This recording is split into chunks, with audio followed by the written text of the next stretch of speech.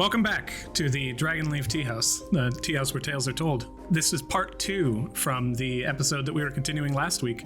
Previously, we have met each of our strange and wonderful party members, and as they move about their day, Matilda and Killian, moving inwards towards this bond, take a step back to establish their own stances and where they sit with the concept of this strange new happening, whereas Vincent and Jojo jumping upon the opportunity to take in the Ashbond and gain the power of the gods. Now, we pop in once more within the city of Amaranth, Ashfall, to look upon a new beginning. We can jump straight into this right here as we open up shop. Hello. Welcome back, everybody. Yes, we saw your back. Jojo, we talked about this. You have to greet the customers at the front. I was trying to fix my lamp. It was stuck in a plug. My moon was flickering. I was trying to fix my moon lamp. She was collecting all the dust to put on the tarts from the ground. I was trying to fix it. As we dive back in here, previously requesting a week in between the current day, Lavos has looked upon, he brought you all to the very precipice of the ancient kind of holding wall of Old Town and had inscribed upon it an illusion of a magnificent mansion that he claims to be his home, stating that some undesirables had taken root within. Vincent had stated that he needed about a week to make sure that his clothing is in proper order to undertake such a request. And looking on about this, heading back towards the entrance, we separate for a brief time. During this week, as Vincent and Jojo prepare, thinking about the happenings that had unfolded around them and do you reveal the nature of what had happened to you guys, to your family? Vincent and Jojo? Yeah. I feel like Ron would know right away anyway. What's going on? Yeah. And Jojo would also ask her mom about those drow that Lavos had taken care of. Yeah, Vincent definitely would have let, at the very least, Rosa know, because there's a lot of business stuff that he would need her to, if he's going to not be on the premises as much anymore. Probably the only person he'd really let know. If anyone else finds out, they find out. As we find ourselves looking out and about, first off, Rosa, busy with the hustle and bustle, has immediately shaken off all of that mild fluster that had occurred previously and has already begun an investigation into the names of the people who had dared to aggressively open a door within her establishment. No less anything beyond that. Threatening family, moving out and about the area, charming individuals and workers of the establishment. Blood has begun to be boiled, without a doubt. And as you enter into the Lavender Cafe, Jojo, you take note that your mother is basically remaining in a study period within Mistress Tower, but that's nothing that really remains out of the ordinary. She's often gone for weeks at a time. Yeah, Poncho's not around either. She took Poncho with her. Her familiar. Yeah, okay. Typically on long periods of trips like this, pretty much every remnant of your mother is pretty much gone. She keeps her room very fastidiously clean, and even entering into it, it almost feels like you'd be like, oh, is this the room that I'm gonna rent? It's nice. It's not much here, but okay, gotcha. I'm going to a bed and breakfast. That is the general vibe that gives off. But we circle around Matilda and Killian. Among the two of you who previously had left Lavos's small cabin in the woods, you make your way back into the city and go your separate ways. I will have both of you roll a d20 to see which of you we follow first. Oh. Roll off. Spooky bitch. 14. Killian, the day that had transpired in front of you with these magical happenings and also quickly and scattershot. You make your way towards the edge of the forest, and as you look back at the just forested path of Old Town and the old stone wall that's crumbling about, you look back into the city of Amaranth and go in. Where do you go? I'm gonna head. Do I think that my like broodmates would be home right now, or are they all at work? In this early in the morning, they'd probably still be prepping. Most people would be at work, but some less so. Okay. Basically, you got to mix about 60%. Gotcha. I'll head straight home then, so that I can catch whoever I can, to give them some of the snacks that Lavos had purchased. They don't make it past the front door. Like, as you enter in, you're like moving through, you just like someone walks by, reaches a hand into the box, grabs it, thanks, and begins to move out as you see various different goblins and a few kobolds kind of rush in and through. And it's like, can I have one too? Yeah. Killian nods emphatically. Moves down from... Yeah, they're for everyone. Oh, who's that? What? Everyone. All of you. All of us. Oh, grabs it, like basically holding a hand into the box and stops dead, looks up at you and asks these questions, grabs onto the this like star-shaped little thing, and then just like gingerly, careful, rushes off into the other like house off to the side, and you see them just kind of like pull out this massive mining pick and huge backpack and just begin to haul their way down through the city with the biggest smile on their face. Making your way into the house, it takes, like 15 seconds. You pack up whatever you can keep and hold into safety and begin to move into the home. I like to think that what I brought in the box is just gone, but what I had put in the original pouch and like put into my apron is still there. You make your way through the like several different tiered wooden kind of stack house, and as you make your way in, what do? You do see this is a very open kind of atmosphere. When you come in, various different monster types live within the same block, and there's an awful lot of going in and out of the various different areas, all overseen by several different people that kind of act as liaisons between the monstrous races and the city itself. Patience typically the one who lives very close by, but as you enter into the home, you don't really see her within. You begin to hear her, however, kind of toiling away on the top floor. Okay, well, I'll look for my immediate broodmates first. Pod, Yaga, and Killig. Pod is off in the early morning down towards the wharf that he works in, but you do find relatively quickly Killig, who is in the room that has been set aside, kind of sitting on their bunk, and is just writing something. oh, hey.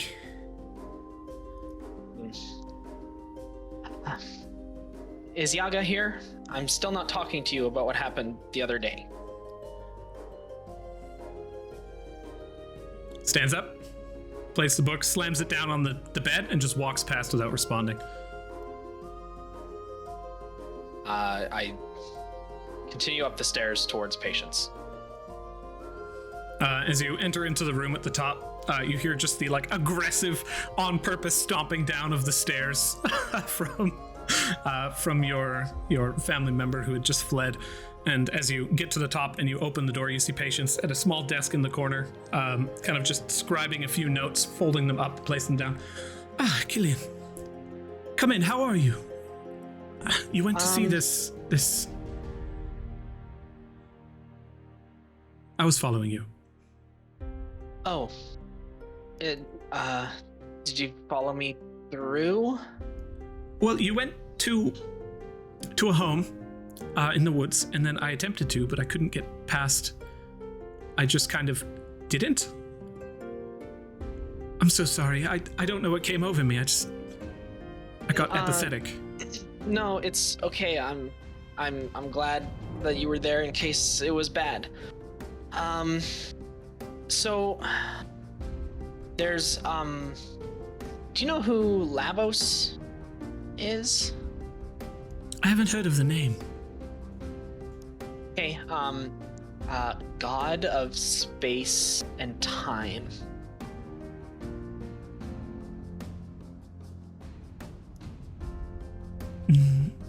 Does not ring bells. Okay, the letter that I had sent you the other day was sent by him. I didn't know anything was going on. I was just going to meet with them for the sunset. However, the paper that you had didn't have the same writing on it for me that it did for you. It told me to go to the place where you followed me to. Are you with me so far? First, let's sit down.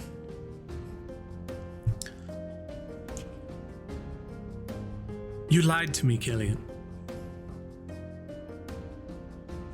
When you had spoken about this paper before, you had agreed with me and you left me in the dark. That doesn't make me feel very good.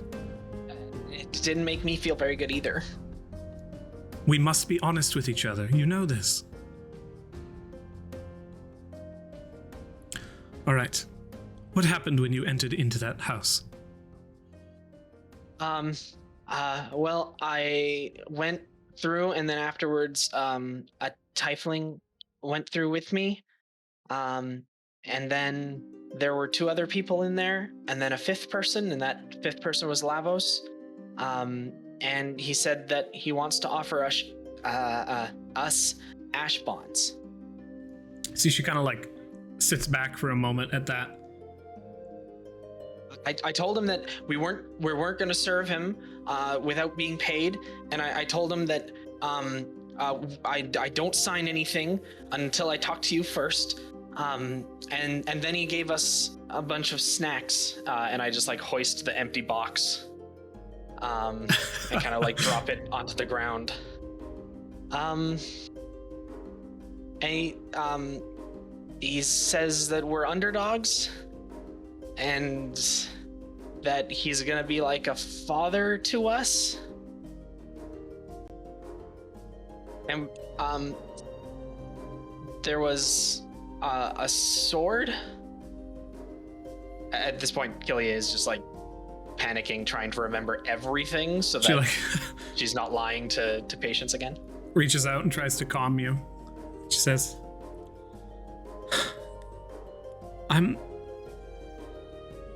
I'm shocked. I'm not lying. I believe you, honey.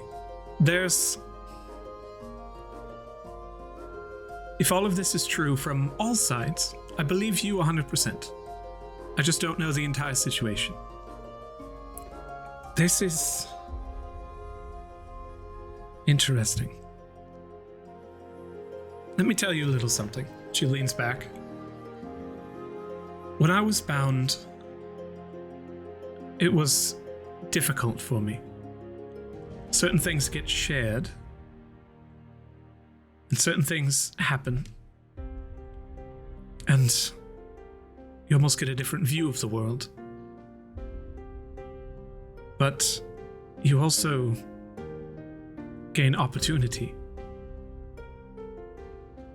It's not often that someone who came from the dungeon has such an opportunity offered to them.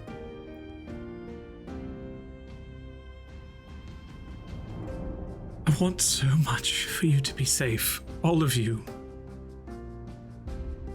And to go back in there, how do you feel about something like that? I mean, you didn't seem to be very pushy about getting us to like sign up and like conquer the dungeon. I mean, I haven't been back in, but that's because only divers go in. I don't know. Ashbond people are powerful, right? They can do things that other people can't do. They have influence. Like, how many monsters have you seen with Ashbonds? She places a hand on your shoulder again, and you feel just that otherworldly calm from the just gentle smiling face of Patience as she leans back. Her like pale white hair, some falls over her ear, and she just throws it back. She sits stark up, and she says, It is odd that a god would not outline their plans for the dungeon. That is most certain. I don't know, as none of us do, what lies at the top of that thing, but they are chomping at the bit to get up there. For a god to offer nothing is ambiguous. If you want, I don't know entirely how you feel about this, but I would like to meet this person, of course, if you're okay with that. Yeah. I mean, he did say that getting an Ashbond would be like the worst thing we could do. He's not wrong. But I don't see how that's any different than getting chased through the streets on a regular basis by people that have them. An Ashbond is power, Killian. It is to partake in the life of a god. And to gain such strength is not so easily awoken, and it is not so easily maintained. Depending on what you may be, if you end up as a diver, as an adventurer, you become among an elite.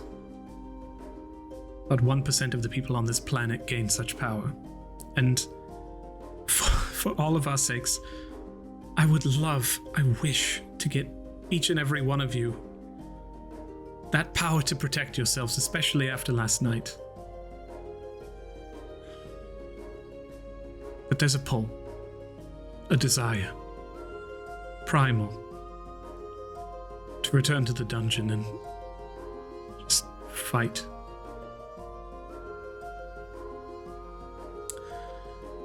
It is a world of choice, and that choice has to lie with you.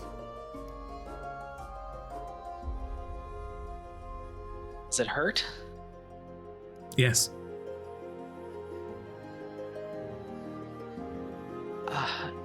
Is there a way to know what kind that you'll get? Like, what if I just become a really good smith and I stay in the city and I just make things for She divers? grabs you by the shoulders and she's just like, "Oh, that's the best we could hope for."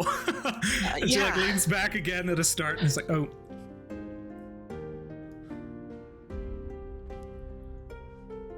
She's flustered, stands, kind of ruffles her hair again, stands, and all right. Oh, I'm getting ahead of myself. Sits back down. Rest up for now. Let's take some time to think. I'll be down in the kitchen. Would you like me to make you anything? No, actually, I kind of feel a little bit ill. There was this bun with like sugar all over it. It's really sweet. Her eyes flare to life. Were you poisoned? You see, she begins to incant something. No. It was food. It's just more food than I've been used to. Different food. Sits down. Okay, that's good. Puts her hair back. To the kitchen. Yep. Stands and begins to move. What were you going to say, love? As she begins to like rush down the stairs. You have to keep up after her. I was gonna say I can go back and say that I won't be bonded until you meet with them. Oh, I'll tell them that myself and make sure they're on the level. She But you begins weren't to able make to. But you weren't. I thought you weren't able to go in the circle. This time, I'm sure I'll want to. I'm certain. I don't know what came over me before. It just felt so busy all of a sudden. And the two of you make your way towards the kitchen on the bottom floor. Once again, the hustle and bustle of creatures moving back and forth. And we pull away. Matilda, you have made your way through the city back to where? It depends on whose day it is to have dinner at their house, because we split that up every so often. So I'm rolling a d12 for that because we rarely get to roll d12s. That would be Pom Pom.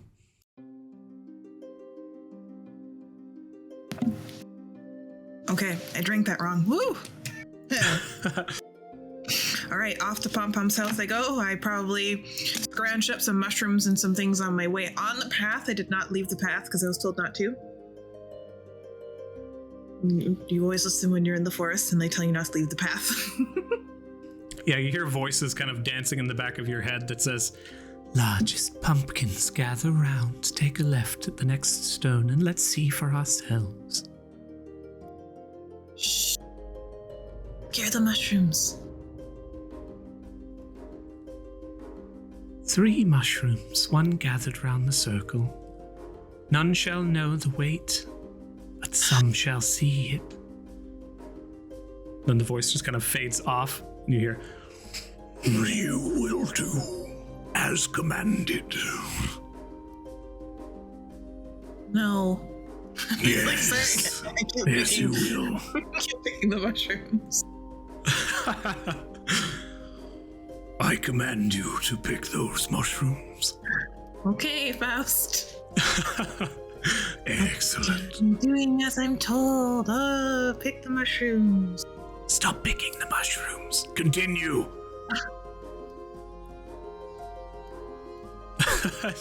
you eventually stand after this bullshit and just like move down the way.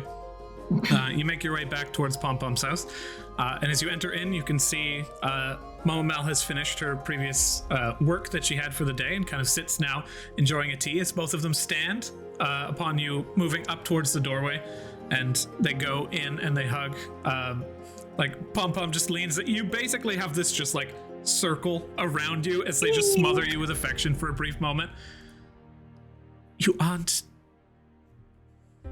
Are you okay? Do we need to curse anybody? Do you need any terms drawn up? Yes. For All other right. reasons, though. Pulls out a pen and it just kind of flips into the air, and she pulls out a piece of paper and begins to write on the bottom as the pen duplicates her current motion on another piece. There was a haggard, oldish looking man that was a god that said that they wanted to Ashbond me. It was real. They weren't kidding around like we thought they were. This wasn't Bahamut, was it? I don't like him very much. Lavos? Is Lavos an avatar of Bahamut? I've never heard of Lavos. Hmm. No, neither have I. I'll have to look into this. They said they were a god of like stars and like space and time kind of, and they can like move objects kind of in space, but not very often. And they also they really like underdogs. Fascinating. A wide portfolio. I've not seen such creations aside from perhaps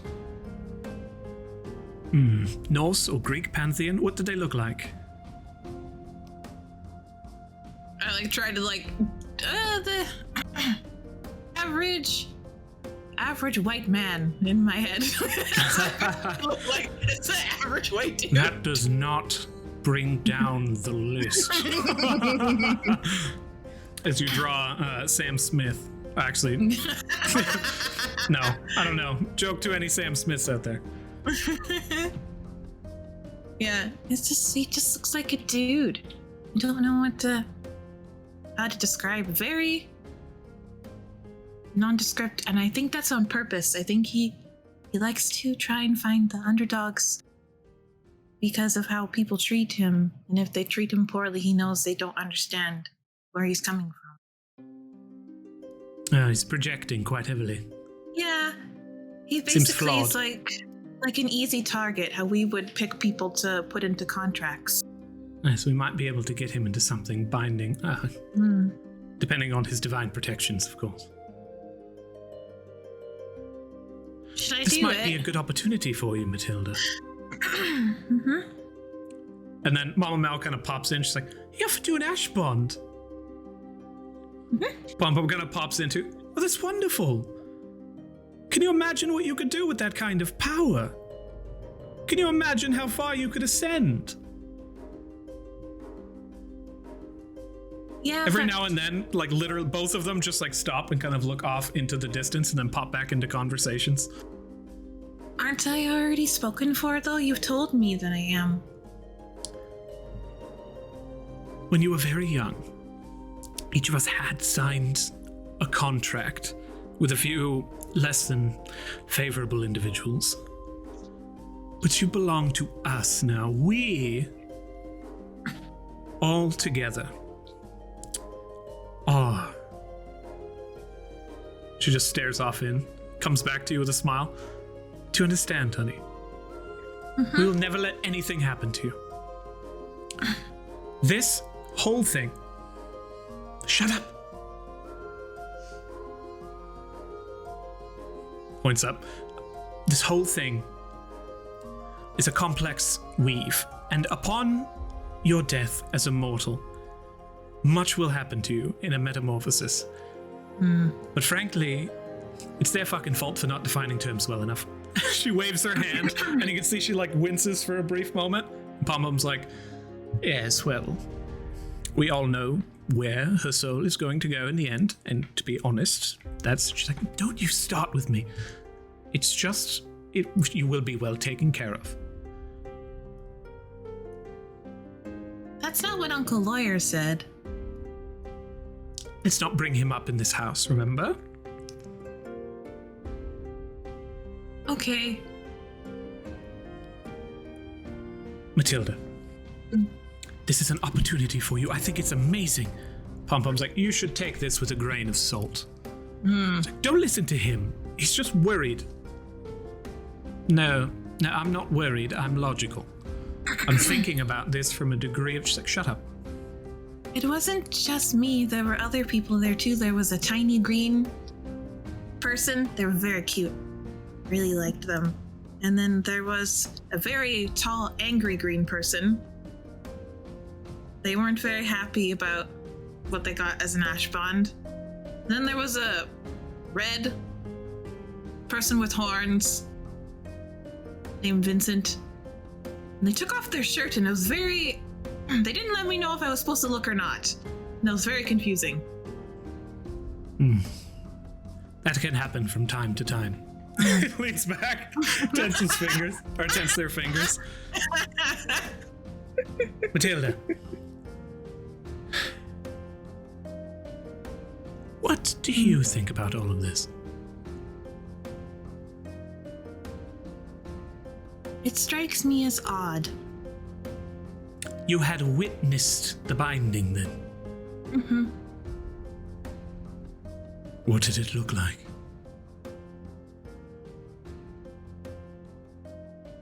A lot of unnecessary fanfare, to be honest. Bunch of like, I don't know, I didn't see too much. They got like tattoos. There's like one of them, a weird little thing laughed. Bright thing came up and there was like a whole bunch of jagged bits, and I didn't really look at Vincent's because his shirt was off, so I turned around and covered my eyes. Be polite.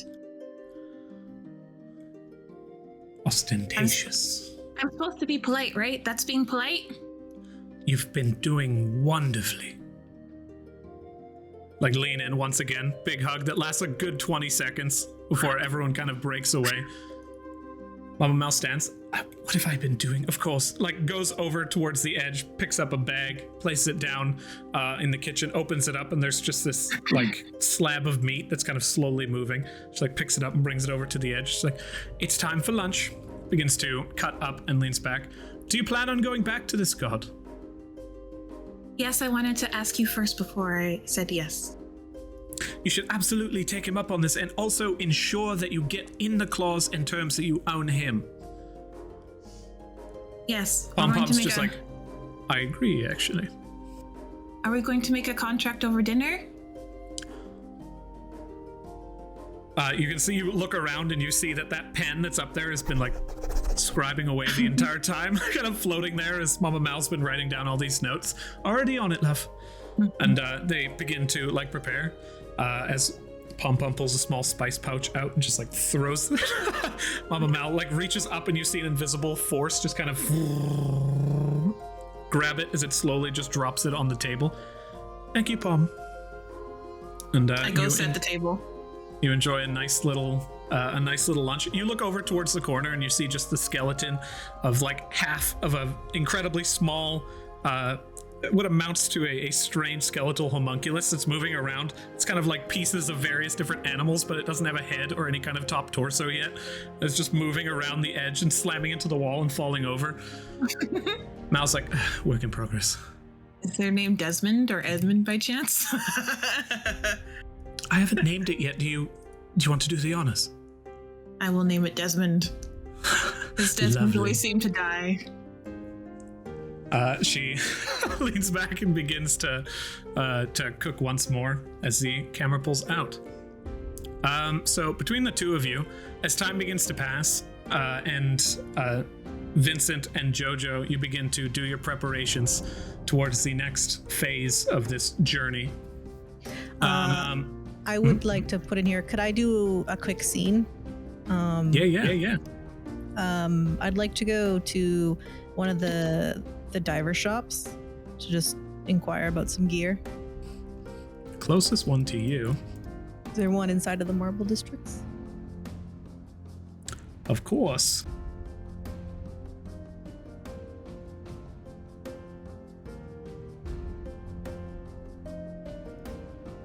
You have two options as you pass through. They're actually mostly along the main strip heading back towards your home. You have the Mimic's Mouth as you pass by, or the Nimble Imp. You see two diver shops with these various adventurers kind of coming and going through the entryway, some of which kind of wearing these just thin leathers, others like entering in with plain clothing and coming out with like a handful of various different goods and like a half plate mail as they're just staring down at it and carrying it with the courtesy of something that costs like 6 years worth of work to buy. Which of the two do you decide to enter into? I'll go to the Nimble Imp.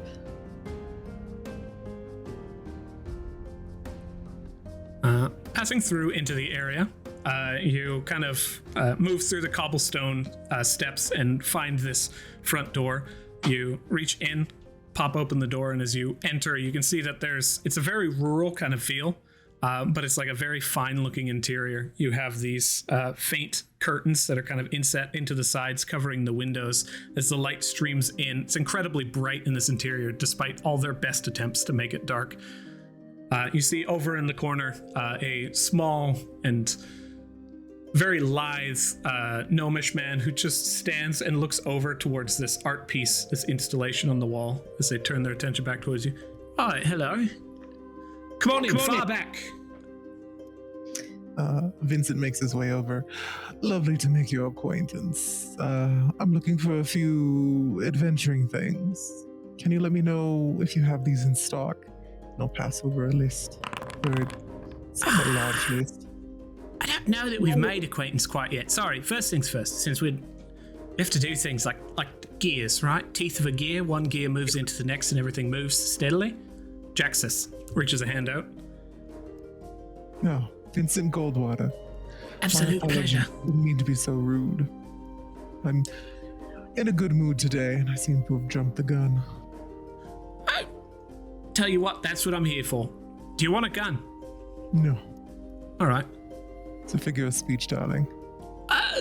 Gotcha. What you want? I tap the note and I move it forward. Oh, so... Papyrus begins to look into it. Let me know how much it'll cost. I don't know this should be a problem, I don't think. Stands up and kind of like hops down off of this large stool, then just plunks down behind the oaken kind of desk in the back, and you just hear like it begins to move, and you glance, just gone. Door in the back opens and he swings forth as he enters in, and in no time flat, you have this like massive spread in front of you. Go ahead and roll as you continue to talk with this guy. Roll a persuasion for me. Okay. He sits down and he says, all right, next thing's next. Let's talk about how much you're going to pay for this. Now, typically, a lot of shops look at you and say, it's firm, we're not going to budge on that. I don't do that, right? Because we both know that's not true. So, let's begin. And he just starts. Well, if you wish, I do have a little proposition that you might be interested in. You're starting at a 5% discount, love. Well, you see, me and my family are new to going into the dungeon of late, which means we'll be back and forth into these diverse shops quite readily. If you can do your work here and give me a good deal, I can spread the word. Make sure we always come back. Put the Nimble Imp on the map, do you? What rank are you? Does Vincent know what rank he is? The Ashfall? Yeah, the nature of the ranks go from 1 to 6, and each one grows in power exponentially, and along with the size of the tattoo spreading across your body, you are 100% certain that you are first rank. Societally, it's pretty known. Adventure class, but like I said, we're pretty new, so rank 1. But that means we'll be in and out of here quite often. I would be surprised if you were in a diver's shop with an Ashbond of an artisan. However, what you've just described to me is that you came into my shop to buy things because you need them. Mm-hmm. So far, I'm a fan of the fame and fortune. I like that. I like that a lot. So what I'm going to do here... did you roll that persuasion? No, let me do that.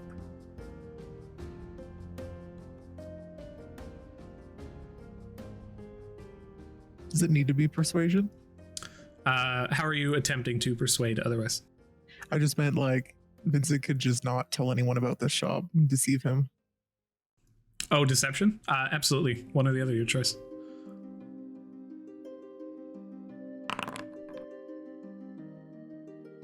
$15. Yeah, I think we're sitting at 5%. What I can do for you here, and it looks upon everything in the area, I got a lot of competition, and I'm very popular among this area, and everybody among this area comes to meet me, right? In order to buy my goods within the local sphere. So, what I want to do for you is a little bit of gold off. I'll give you 10 gold back. How's that? Make it 20, and we have a deal. That's double the amount. So I'm afraid no is my response to that one. You do realize that just in this district alone, there's about 2 or 3 other shops. 2 total, including mine in the local sphere. And citywide, there's probably a lot more. If you want to walk 6 hours that way, that's fine. I'm sure they don't have that. Well, they might. But the edge of the map isn't really where I'm headed. 10 gold firm.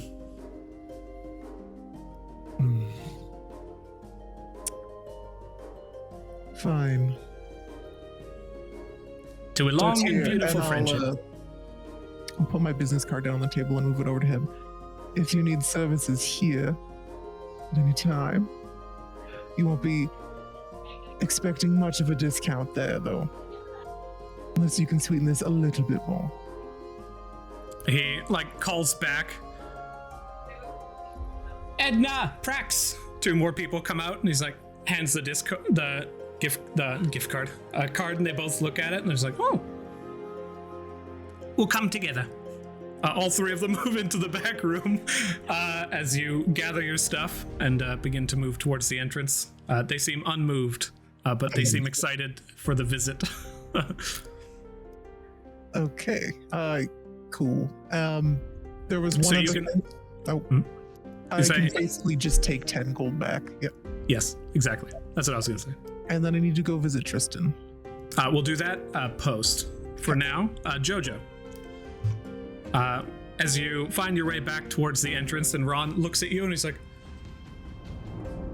what happened? You go out for a few minutes and you come back bound? Yeah. That's... the note said that there's a god interested in me. That's definitely a high possibility based on what that said. But then... What should I have asked you about it? I am excited for you in this world of new possibilities, but it's... He sits down.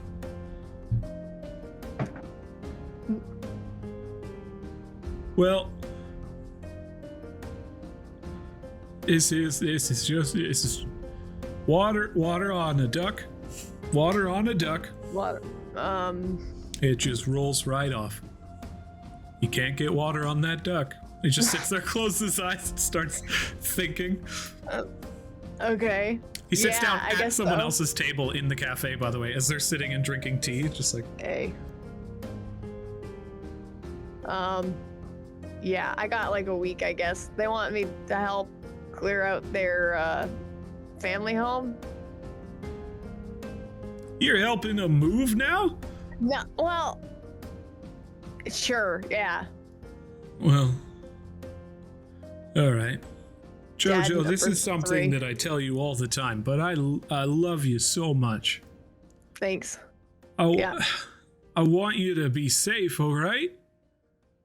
And make sure that you have everything you need. Do you have everything you need? I got like a bunch of stuff from Dad. Like I got his old stuff.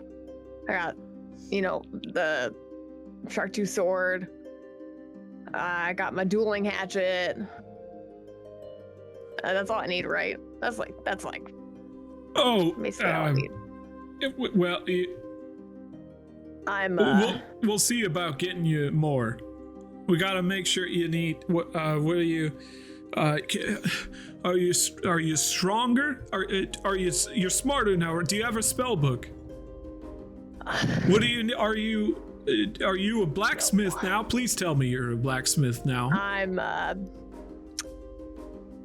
like my dad. I'm a barbarian. Wild magic barbarian. You can see he's just completely just conflicted in his face. I mean, Dad, like Jungle wasn't a wild magic barbarian, but yeah. His it's wild magic too. came in much of his attitude, more so than anything else. All right, let's all sit down for a drink. Yeah, I'd like one of those. I got this book though. Yeah, I'm gonna study some stuff. Did Elmira pick up Yuka, or do you still need that done? Yeah, Yuka's all right. Okay. It's just uncharacteristically just staring forward at this cup of tea as the other person who's sitting with him just stands, places down a few copper and just leaves. Yeah, thanks. She takes the copper and the 7 silver that Lavos gave her and takes Ron's hand and just puts it in it. It's like, you're supposed to remember you're supposed to take those. Yeah. This is good. Okay? Yeah, the opportunities are amazing. There's very few people that can do the things that you can do now. And there's a lot that opens up for you. Frankly, you're pretty much a celebrity now, and anything that you want can be yours. The dungeon's it's a dangerous place. I've heard so many stories. Yeah, I know. Yeah, I know. Seeking out that kind of danger. I don't know. Jojo. You'll be fine. I believe in you. Don't use a shield. No, never. Don't put on armor. You don't want to look weak in front of your allies. I wouldn't. I would never wear a shield or armor. I would never do that. You're I would only never as want to strong bring as the dishonor. weakest link. I would never want to bring dishonor to this family or to that Thumb other to- family. Thumb to the chin. He just pokes you at a girl. What do you do in this time that passes through? I'm gonna go up and check on Yuka and pop in on Elmira and Yuka and see what they're up to. You just get oh yeah, come here, and you get fuck off. You fuck off. What? You came into my room, and you tell me to fuck off. This is fully expected. Yeah, I know. Yeah, sweet. Yeah, don't bother me. I'm gonna be reading. Oh, sure, if you can. Yuka's like, Fuck. can you read it to me? Yeah, let's go. And goes, grabs you, this tiny little purple fearbulk, standing, just looking up at you with this fucking grin. I gotta warn you, it's probably gonna be, you're probably not gonna enjoy it. It has no animals in here. Well, I can't say for sure, but there's probably no animals. They told me at the garden that sometimes there's not animals in books. That's wild, right? And then just begins to move up alongside you. Sometimes they don't talk either. Over the course of this week, this is the first little instance of downtime here. They don't talk. If you have the option to put an animal that talks in your book, you've wasted your time if you don't. Yeah, during the first period of downtime, in the mornings going forward, do you guys work? And if so, where at? As you kind of mull over the changes in this lifetime.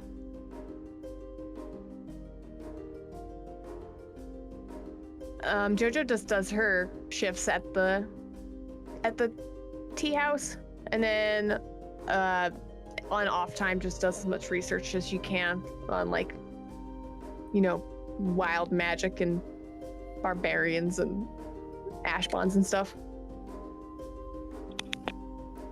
Vincent? Sorry, what was the question again? Downtime work. Do you work at the Black Sheep in this time?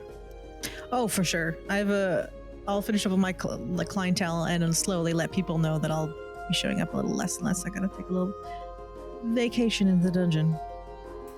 Matilda, do you work at your job in the alchemy shop? If I still have that job, yes. It's pensive for a brief time, Yeah. and there is a little bit of extra work that comes around the like blown up alchemy shop that needs to just be worked around the scorch marks, but it's still available to you, absolutely. Okay, yeah, I do work at my job.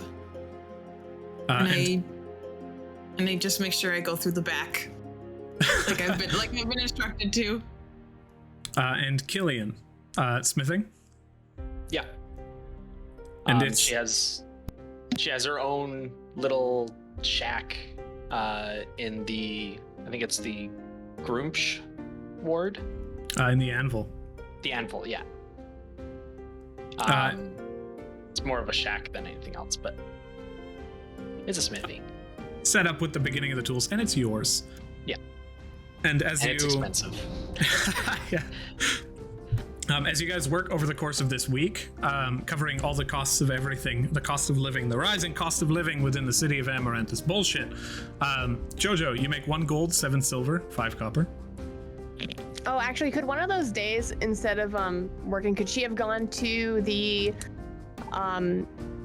Honor Forge to test out her barbarianness? Yep, so in that instant, you basically come out par at that point. Let me check this here. Boop, boop, boop. Oh, you go to the Honor Forge. I'm sorry. For some reason, I zoned out of that. So here's what I will say first. Make a melee attack roll. I want to use that to determine moving forward what goes down. Okay. Melee attack roll. I will do so. With my Warhammer, I must have a token in order to do an attack roll. I'll just do... Strength with proficiency. Yeah. So it's a +4. Let's go. 16? 16. You performed much better than you expected. Moving into the Honor Forge and like being pretty much unknown in this world, but having frequented every now and then, you enter into a first bout that was basically given to you as like a, yeah, sure, here you go. Seeing you were bound, you were put up against an unbound, incredibly skilled fighter, and this just towering like bulk of muscle that moves forward with a large kind of warhammer. Within the Honor Forge, there are both matches to the death and matches of significantly less importance. Like matches that would be fought to the death are ones that settle bigger matters within the districts, whereas the one that you were given is very much like there is healing distributed upon completion. And as the people kind of spattering in the crowds watch this, basically the guy comes up with one hefty swing and fully unexpecting like the limits of what you can do, you just slam into the corner of it. It reels this guy back, and with one blow you just slam it to the side of his head, and he's just boom, hits the ground. Even you're just like shit. For the 6 days that you worked at the cafe, you made 1 gold and 5 silver. You can throw that in. And for the day that you worked at the Honor Forge, you make an additional 1 gold and 7 silver. Okay. Nice. And then I'll bring that to there. Killian, you made 5 gold, 9 silver, 5 copper. Okay. From your week of smithing. Matilda, you made 7 gold pieces from your alchemy and medicine. And Vincent, you made 14 gold pieces from your nights of working at the Black Sheep. Did me going to visit Tristan just to put in my order, I don't know if you want to roleplay it or not, but did that take the whole day up or can I still work? Basically, like shopping would be considered your morning. You can absolutely still work during that time. Sure. Yeah. So you do enter in to see Tristan. As you enter, you go to the basic. You travel to a fair distance from the Black Sheep, and as you make your way through the cobblestone roads to the fine tailor's shop, and as you enter in through the front door, you see there kind of this androgynous elven man who stands back against the wall, looking intently at this just mannequin with nothing yet on it. Tristan, darling. Vincent. How are you? Like, comes in, Soleil, and reaches forward, kind of grabs you from the side and just kisses one side of each cheek. He accepts. Those new wares you have out front, they look darling. I'd pick them up, but I got a custom order today. Oh, come into a little bit of money, have you? I have a new investor. Oh, fascinating. You're going to have to tell me about him sometime. Perhaps. This might fill you in a little bit, and he'll, move his shirt aside and point to the Ashbond.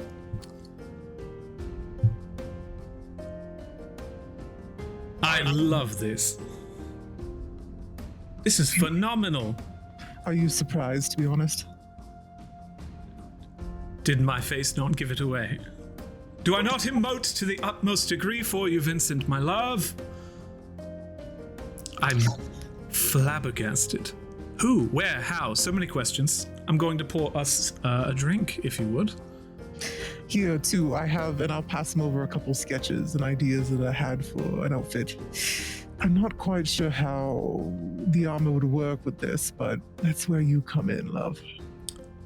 Armor? Of course. I'm not going to flounce into the dungeon in my knickers. Let me look at your bond. I show it.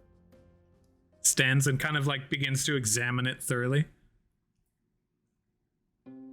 Vincent, this is big. I mean, not that I'm surprised. Honestly, a bard only makes sense. That's what I was trying to incur before, but some people are a little slower to catch on. It takes some time. You don't get all of the information at first glance. To be honest, I assumed you would be an artist. Well, some people are just destined for better things. You know it. Tristan stands back. I can do both. It's not that difficult. Excuse me, you came to me. And then Tristan moves back towards the back room and takes the drawing with a smile. You see him reach over and grab a decanter of wine, popping open the top, spinning it around, and the two of you get to work on these designs. As he kind of just at first pulls some information from you, and you can see there's always just a wheel that begins spinning anytime you provide Tristan with an idea. And it just doesn't stop. Always just flowing from one thing to the next in this just mind dance, as he likes to call it. Oh, darling, I do have one question. You should be used to this by now, but are we going to go with our usual deal? Or do you need something more? You see he's staring down, his eyes basically fogged over with this faint glow. And then that slowly dissipates as he looks over towards you with a smirk on one side of the face. I'm working. I'm working right now. You do you, but we'll discuss this later. Oh, we will. Leans back in towards the work. And you are pulled back.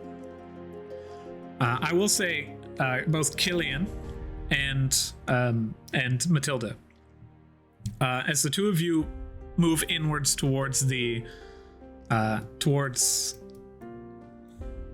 Old Town once more, on your pathways, looking out and about with your friends and family at your side. Patience kind of striding forward, wearing this fine tailored white suit, and of comfortable means, and Pom Pom and Mama Mal kind of striding forward alongside Matilda. All this whole gaggle of people meet at the entrance to the forest. Matilda. Yes? Is this the little Hi. green one that you had mentioned? Yeah, this is Killian, the small green one I really liked. It is a pleasure to meet you. Strides forward, Patience stands in the way, just staring at Pom Pom intently. Killian, stay away from these people. Oh, okay. And to slowly move back, and you can see in her eyes there's almost like a fear and a discomfort as she looks upon Pom Pom. I think Well, you're that's very intimidating, awfully and that rude. wasn't. Yeah, that wasn't very nice. She's very protective. She leans down and whispers to you, Killian. They do not have a good essence about them. They stink of fiendish energy. Oh. Even her? And I just point at Matilda. You see, she kind of focuses in for a brief moment and looks towards you. Now she's something different. Do I notice her assessing me? You do, and as she looks on you, you see that fear and this almost clamminess in her skin shifts more to a semblance of comfort. I narrow my eyes like I'm assessing her right back. She fights back a smile, and you can tell that with your default insight. As she watches, she says, very well. Must we travel this road together? Pom Pom's like, Yes. oh, how old-fashioned. Come. And just strides directly past and begins down the pathway. I hold Pom Pom's hand and Mama Mal's hand, and we walk together hand in hand. Killian looks to Patience and looks to the three of you holding hands. Do we need to hold hands? Yes. Oh. Takes your hand, and the two of you begin moving down the forest. She also looks repeatedly to the west into the forest and has this faint air of discomfort, but just continues moving and is this is a strange place. As you all continue down the pathway, and eventually you reach the front, where carefully you move forward, Killian, and you, Pom Pom, and Mal, and Patience all actually notice the barrier immediately. Matilda, as you approach, you know where it is, but you have to kind of strain your eyes to see it. And as all of you begin to approach, they move into the barrier, and you see them walk in, turn around, and walk out. Oh. I do the same because I'm holding Patience's hand. So I just moving. when she turns, I just follow. I'm also closing my eyes and holding my breath. You go in. When you pass the threshold, her hand is just gone. You look back, you see the forest, and when you pop back to the other side of the barrier, Patience is just beginning to walk away, along with Mal and Pom Pom. Wait! Oh, it's fine. We don't need to go in there. Oh, wait! All right. What's wrong, Matilda? They stop and they come up to you. Please come here. Patience is be safe, Killian. I go back through the portal. What's the matter? Lavos! Wait here. And I run back in to the other side, and I just shout, Lavos, Oh, yeah. Oh, man. can you come meet Patience? Oh, of course. One moment. I'm coming. As he makes his way, you see, as he breaches the edge of the doorway, he's now wearing these tailored pants, a small suit jacket. He still has a little bit of a beard, but it's been cut down quite a bit, and his hair slicked back as he stands up tall and just continues to stride forward. Makes his way to the other side of the he looks like he's ready for a date, basically. He reaches the other side of the barrier and is like, right, sorry about that. The very nature of this barrier, I have to every day say who's willing and able. It's very much a hassle. He did look haggard, I promise. well, this is him. He looks different, but it's still him. I look mostly the same. It's very nice to meet you. My name is Lavos, and you don't need to think of me as a god. Not that big of a deal, but I am one. Very powerful. Incredible, really, if you think about it. I'm everything that you need. So, patience, yeah, and Mal from Mal's Maladies, and you're just known as Pom Pom, right? Looks towards Matilda. It's like his title. I've heard of this kind of thing. Alright, yeah, it's a pleasure to meet you. Kind of moves forward, reaches over to the other side of the barrier, and you just hear like clattering on the inside of the house. He sits for a second and then pulls a wooden chair out and places it down and sits down. It's some kind of interview, like, right? He can only do that a few times. Pull objects through space. Well, there's a lot I can do as a god. But things like this, it's not really through space so much as closing space between you and the area on the other side of you. But I'm going to get right to it here.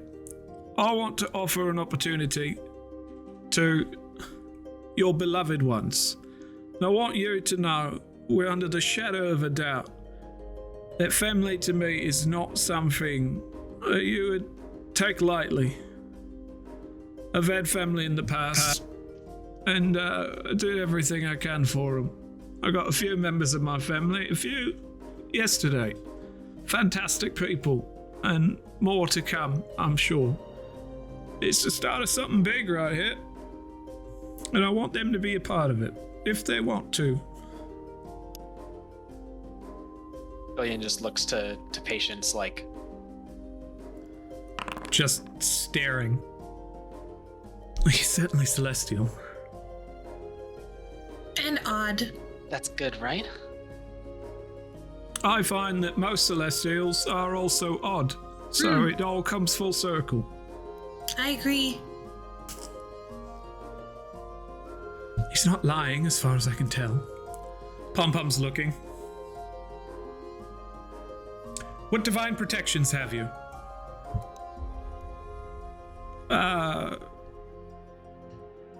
Do you know? How much do you know about that kind of thing? We could be here all night. Mal sits down. That's fine. Oh, all right. He just slowly kind of begins to go through. He's like, most gods lost this ability to what would be called, basically it's just a fuck off, I do what I want magic. Most of us don't have that no more. We lost that when we became mortals. There's one that makes it so you can't kill us or hurt us. Most of that's gone. A lot of gods are very vulnerable, but bear in mind I can still incinerate a small district if I had to. All of us are bound so that we cannot harm mortals. Or bound mortals, at least. And, I mean, it's illegal to kill people anyway, so, you know, people can't do that either. Some gods do, don't worry. Yeah. Question. Can someone take control of your mind and make you incinerate an entire district? No. Oh, okay. A god of maybe mind incineration who could also get past at the same divine rank as me might be able to. I've never met one. Killian, do you have a question about fire? It doesn't have to be about fire. That's just the topic we were on currently. No, I'm good. All right, we are all up to speed. As Mama Mal and Pom Pom are listening, they kind of lean back and they're just like, so contract. Pretty pointless, yeah, unless you're a god of a higher divine rank than etc., you know. They start scratching their chins. Matilda, you wanted me to sign some kind of contract with you? I have like this little like picnic basket and I give it to him, and inside it's just a huge ass contract that we worked on last night. There's no food, just contract. I don't have one of those.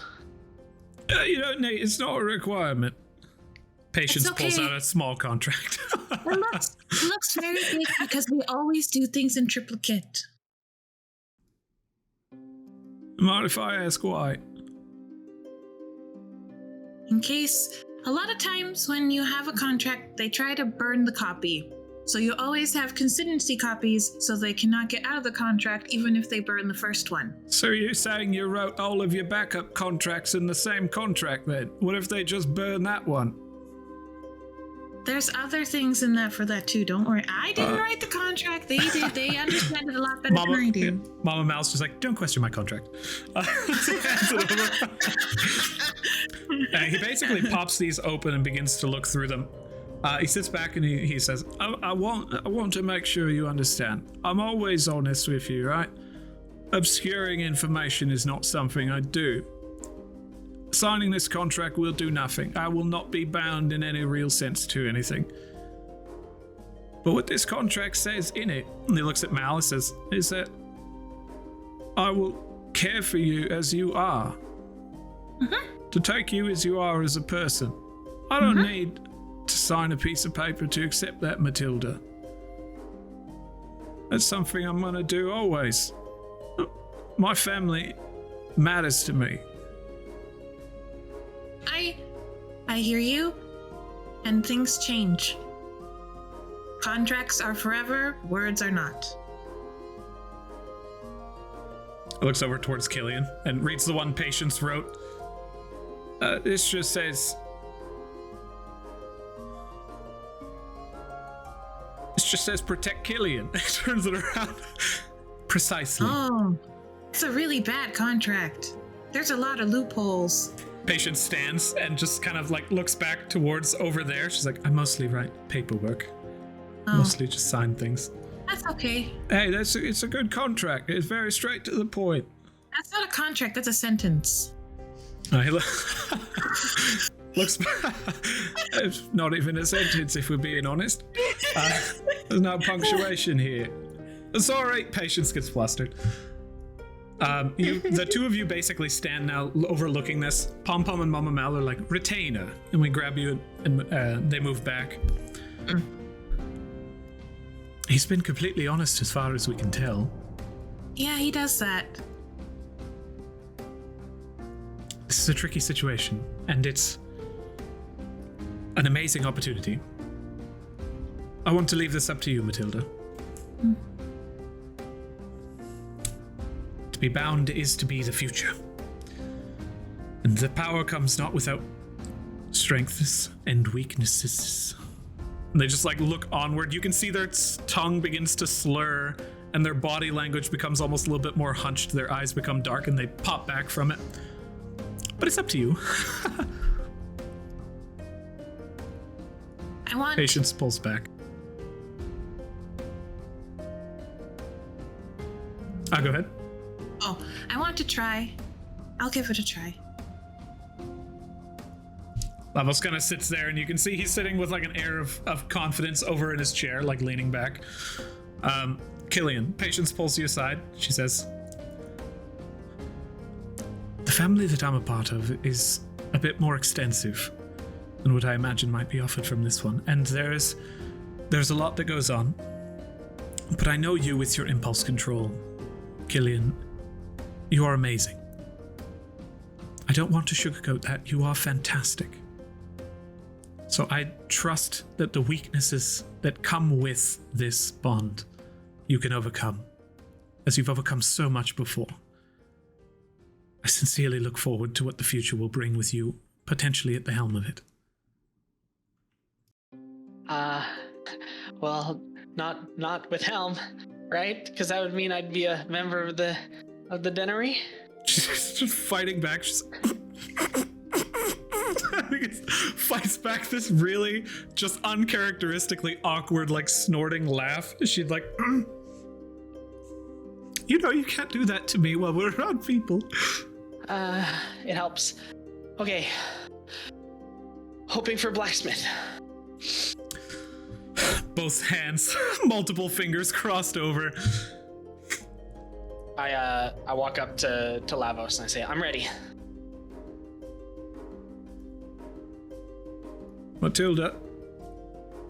Yes. All right. Now, I have a really cool place that I've created for this. You want to come over? Can they come too? Or no, do they have to wait outside? I can join, yeah. Bear witness. Be seeing the New World Order come to shape. He slowly turns and makes his way to the barrier as he breaks through. You and your family and your friends follow in after, and this time Mama Mal, Pom Pom, and Patience are not turned away. Making passage around the side of this wooden log cabin, you come up to that patio set that is inset on the edge of this large cliff going down to a raging river. A beautiful view in this midday. As Lavos comes up to Killian first, he says, "You seem nervous." "It's all right." I'm always nervous. Hopefully this can give you that little bit of a boost. That confidence in yourself, yeah? Where do you wish for your Ashbond? I want it, I pull up my sleeve, and I kind of flex my arm like this, and I want it on the top of my bicep.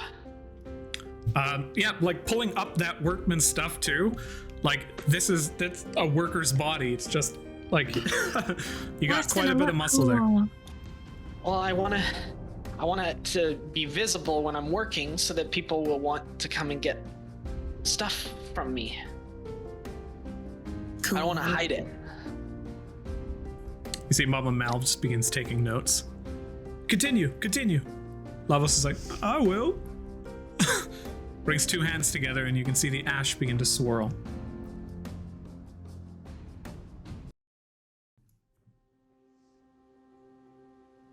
At first, it's quiet. You can hear the rushing of the river. And then you hear faint movement of wind as things begin to shift around you. Almost like a haze of heat that surrounds you. You almost begin to distort to the view of those standing just a few feet behind.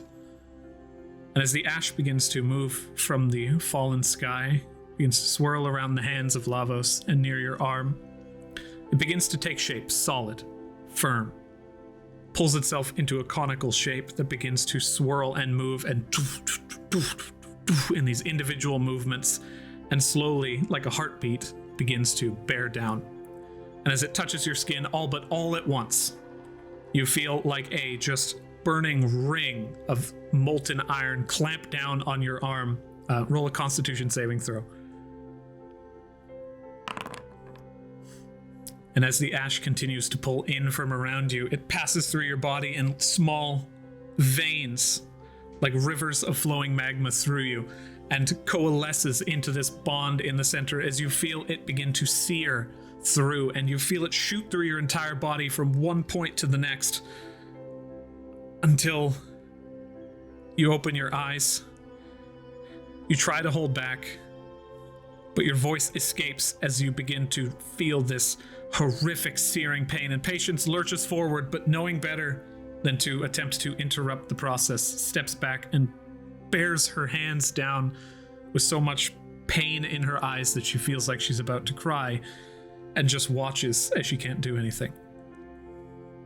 You take 9 points of piercing damage, and you take 7 points of fire damage. And as it begins to bear down through your body, that heat gives way immediately, and you feel a chill. You feel alone. And as your eyes, similarly to the process that had been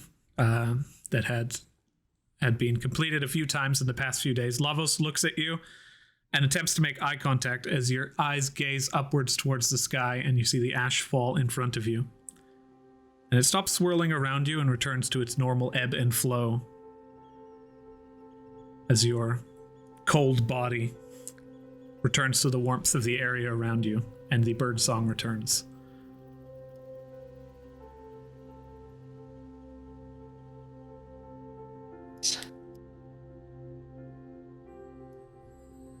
Patience rushes forward, blacksmith, and just like looks at your arm, and as she begins to investigate it, about halfway through your bond, you began to like be given these memories, this information on the power that had welled up within you that has now exploded outwards, and you know that that's not the case. And as she stops and looks, she kind of slumps down.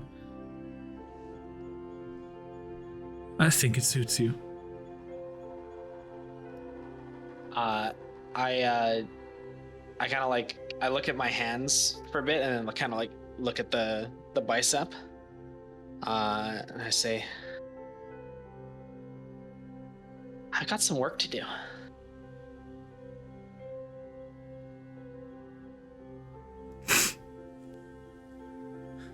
And then I swoon and like catch myself, and then immediately start casting Cure Wounds. You see the energy kind of pick up in front of you, and Patience like leans back. She reaches forward and also pumps you with 5 points of lay on hands. Steps back, and you feel the energy just swirl through you as these internal burns, it almost feels like, begin to alleviate. And she looks up towards the dungeon and just, if you fucking do anything, just begins to threaten that structure off in the sky. And then Mama Mal looks towards you.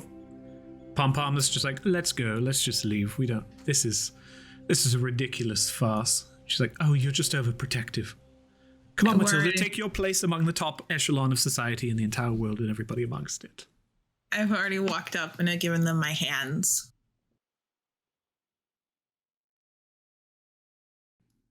Can it only be one, or could it be on like both hands? The bond is a single place, but you can kind of like split the bond between two locations if you want. Like for example, the actual mark of the god appears in one location, and then you can absolutely have like a mark or something on the other. But your initial ash bond is basically just the god's mark. So you could like split that, like that, between two if you want to do something like that, or have it on one hand, and then when you begin to come into your powers, it grows separately from the initial place. Yeah, okay. I want it to be on kind of like the mark is on one hand right at the moment, and then it's on her dominant hand, which is her left hand. She gives Lavos her left hand.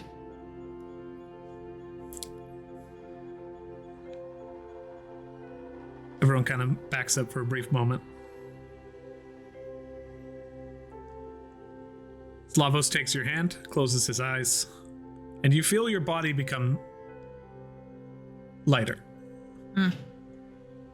As the ash falls, begins to move in, it's calm, soft. Where you expect something dark, or something mischievous, something of interest, what you receive is a sense of ease, not the foreboding that you fully awaited. And the ash moves carefully, touches upon your skin, however uncharacteristically, as these tiny little sprites of fallen ash fall upon you, they burn. And they cautiously and carefully move around you in this constant storm that swirls and swells. And as they slowly land upon your body, pulling themselves into your very being, you feel everything from the outside in, from the inside out, just heat up to the point where the fever just boils over. And it hurts. It hurts a lot. Slowly it builds to this discomfort, and discomfort becomes pain. And you feel that pain swell, and you hear the voices in your head tell you to stop. They demand that you move away. This is not right. No, we cannot allow this. We have a hold. We cannot loosen our grip. As the voices tear away for no more than a moment, you feel light again. Roll a Constitution saving throw. Okay, come on, girly. Those voices ain't got nothing on you.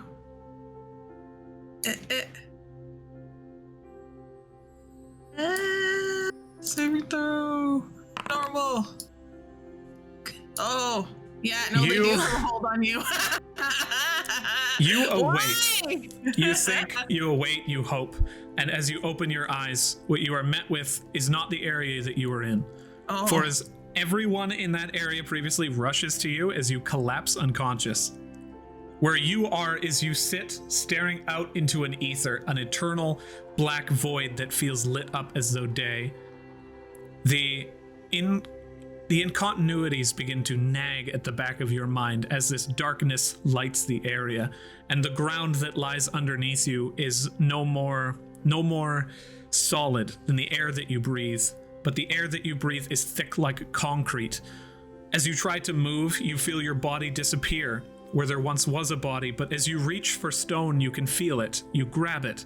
Nothing seems to make sense in this place, and as you glean forward, you see an incomprehensible sun. Roll perception. As this bright, dominant light begins to blind you in the distance, a voice begins to bellow out in just waves and tones of... Oh, that's better. You try and make light of the words. They don't make sense. You try and look at the being, and it's beyond your comprehension, but as you glance at the silhouette of this sphere, you stop trying to look at the major detail and focus in on the edges where you see jagged bits, individual feathers. And as this entire massive swarm of something moves in and overtakes you, you reawaken on the ground. And Pom Pom and Mama Mal are standing there. Faust? Mitra? What's... So? I wake up and cough, and a feather comes out of my mouth for some reason. Just snatches it. Dissipates. That's Mitra-esque, right? It wasn't demonic. It wasn't Fae. They both kind of like just pick up your hand and begin to inspect it. And as they look intently, they both kind of just let go and back up for a second. I need to study. And Mama Mel turns and begins to move towards the entryway once again, and Pom Pom looks at you, leans down. This is going to be more difficult than we had previously anticipated. Yeah. Celestial. I pull another feather. He looks over towards Patience for a moment, as though like the thought of this being her fault just kind of rings true in his mind for a second, and he stands, looks at Lavos.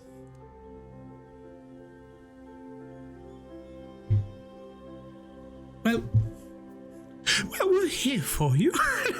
He gives you a hug. And Matilda's just like in shock. She doesn't know what to say. She's really pissed off about the feather.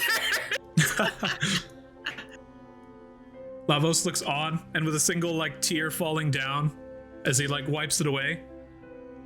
We're family now. That's what matters. Family looks out for each other, right? Speaking of which, how much damage did...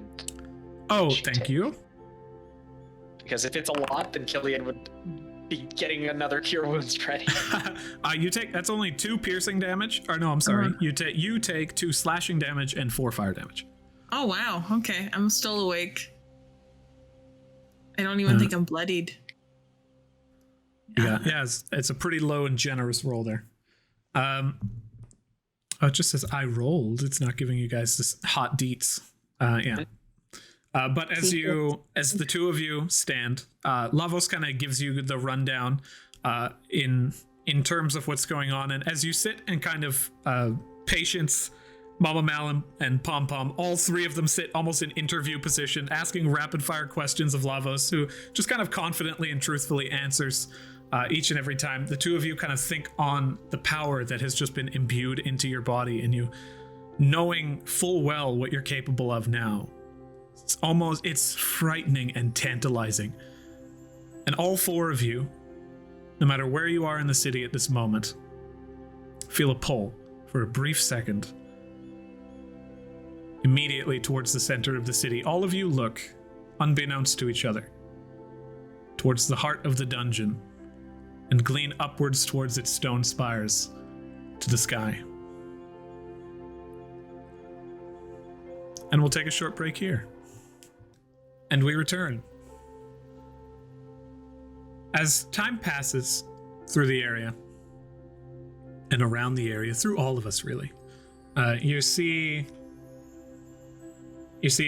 once again Pom Pom, Mama Mal, and Patience kind of just going at Lavos.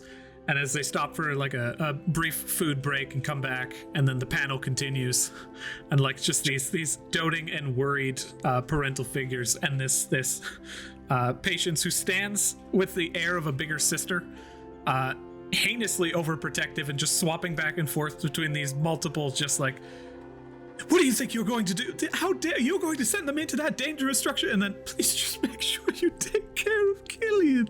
Like going back and forth all over the place. Eventually, as the evening begins to die down, Lavos explains to you the nature of the home in Old Town that is awaiting you. This massive 2-floor, like brilliant estate mansion that has been at current filled with undesirables. As a initial test of your guys' ability, he wishes to see what you are capable of to ensure that the dangers of the dungeon might be something you could overcome. And as the days kind of come to a close, everybody splits up and returns to their abodes with long nights of thinking about everything that has transpired and holding just the spark of this divine energy at your fingertips. Matilda, you are confused, and Killian with this just arcane lore that flows through your mind and these formula that continually move. You see the image of these steel beasts just prancing through your imagination. Jojo, this in just raging strength that has always been sitting within you. You kind of like just hold on to that for a brief moment as you open your eyes, and the bloodshot kind of nature of it just pulls back as you kind of awaken from the middle of a brief dream, and you just pull your hands away from the side of your bed that you've now seen indented with your fingertips from the just crushing motion of your just uncomfortable, unconscious body. Yuka kind of like looks around the corner. Sweet. Have you been...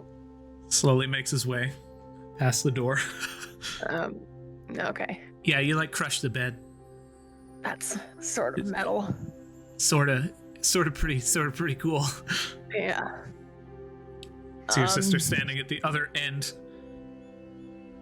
not helping you pay for that.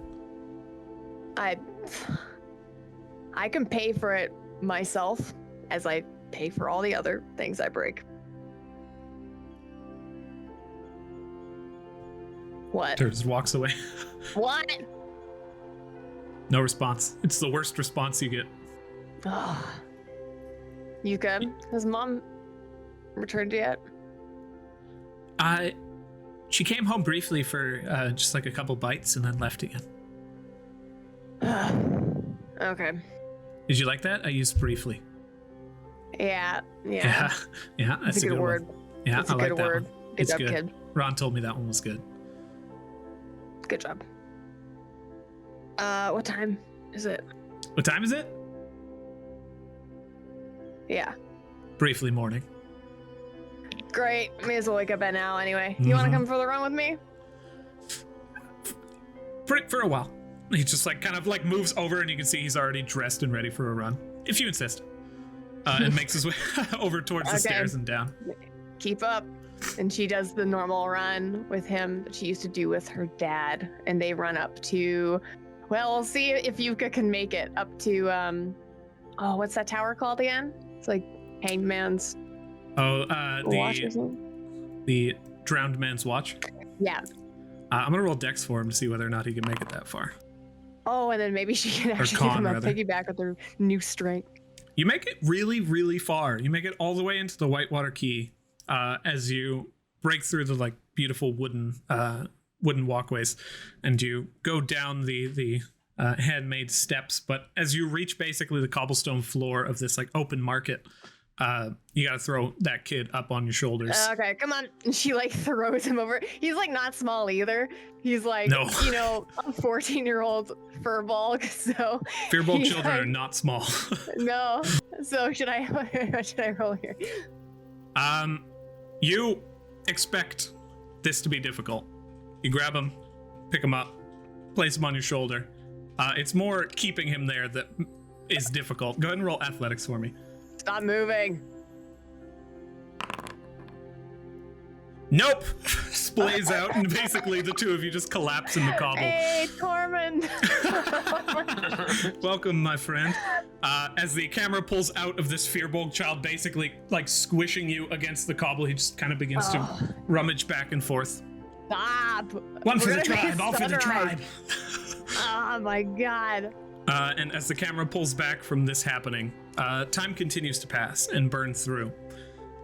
As the aforementioned week comes to a close and all of you take your time back and forth in these moments of levity, eventually you meet back once more near Lavos' cabin in Old Town. And as you approach, you see a very different side to him. As he begins to move through the barrier, he kind of meets you on the other end and has a small packed lunch for each of you. I made this for you. I hope you like it. Popping it open, you can see there's basically like hardtack, bits and pieces of dried vegetables offset into the corner and jammed down. There's like small pellets, little like water-filled pellets. And it's just like, you look at almost military rations of some kind of strange military that would probably never use things like this, but makes do with what they have. And then he turns and begins to move towards Old Town. He says, I'm really glad we could do this. All of us together, you see?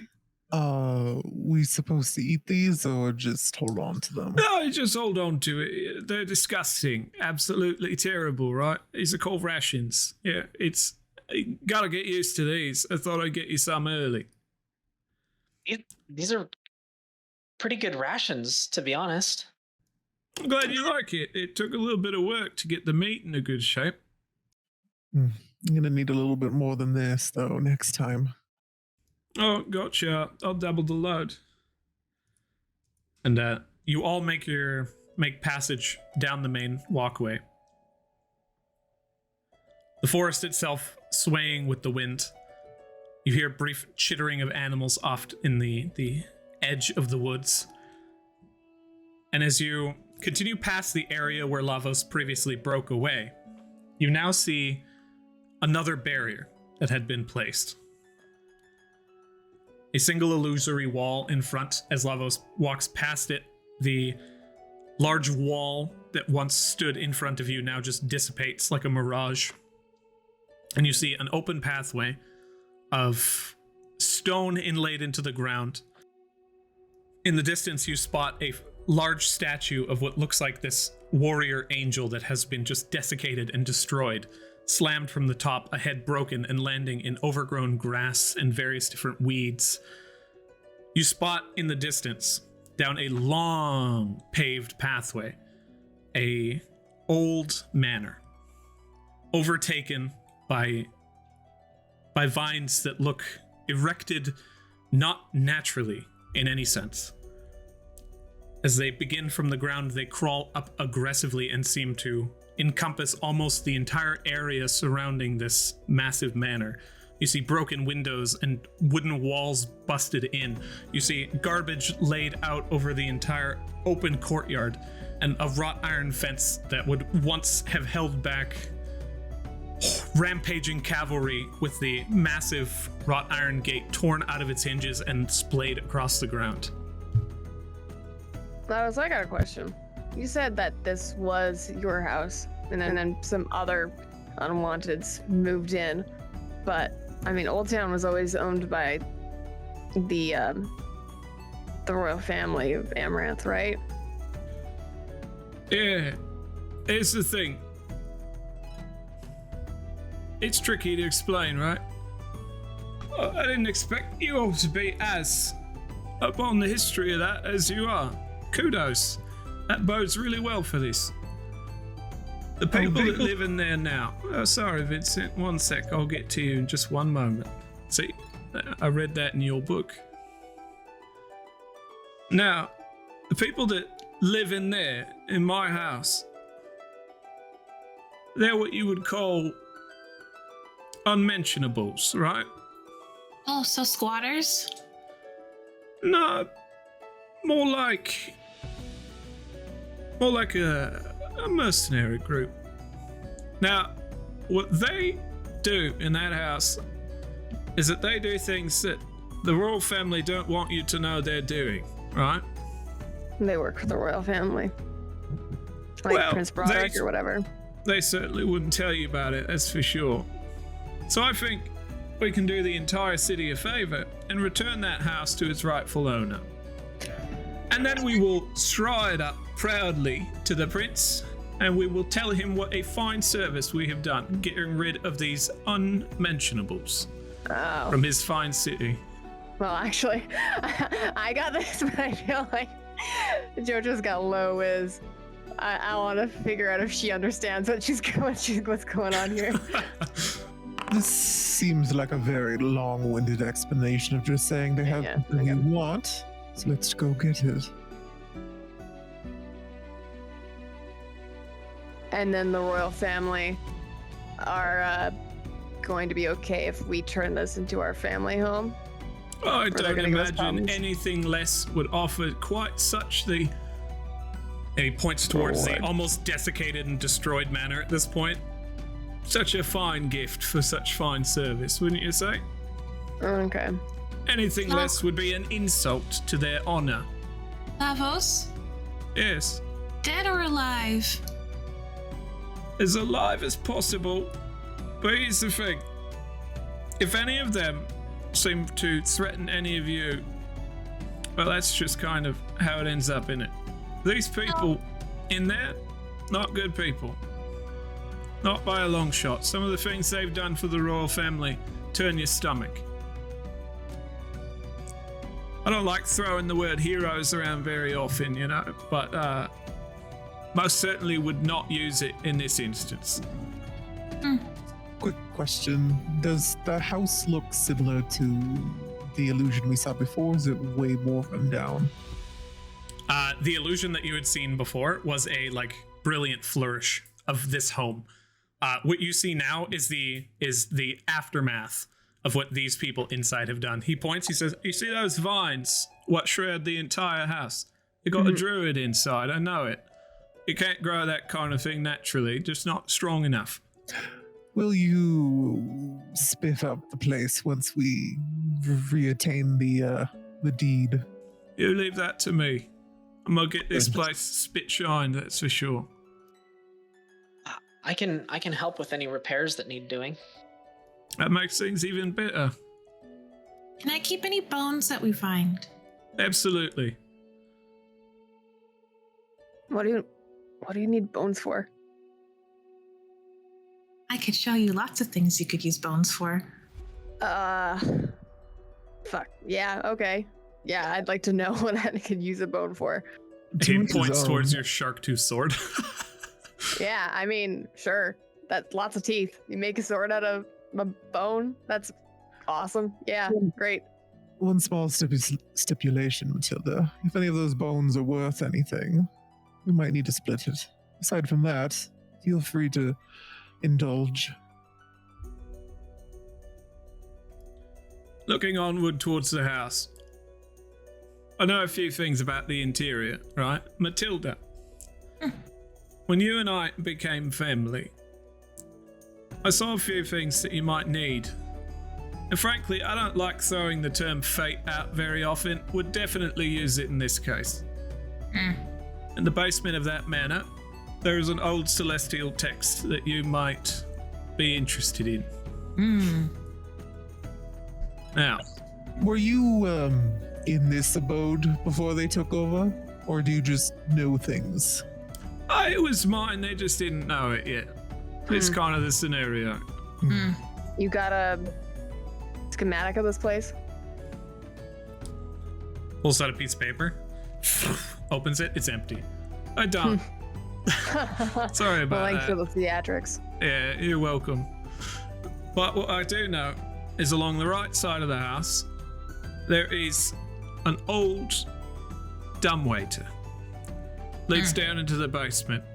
Along the outer edge of the wall, there is an entry into the basement you can take. Should go right into the kitchen.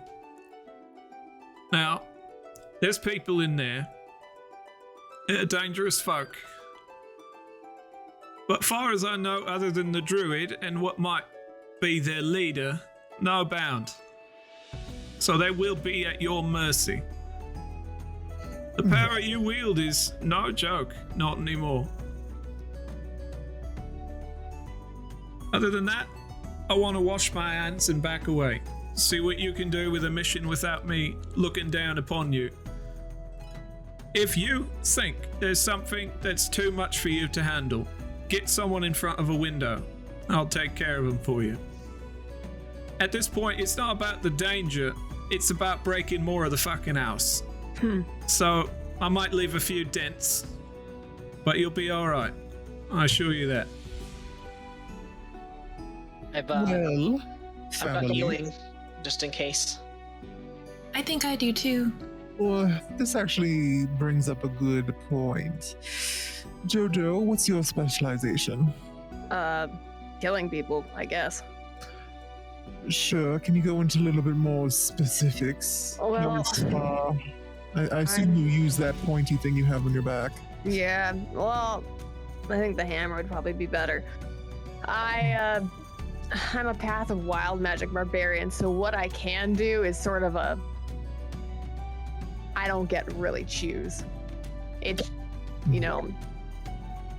there's a few things I can do. I don't get to choose which of them happens.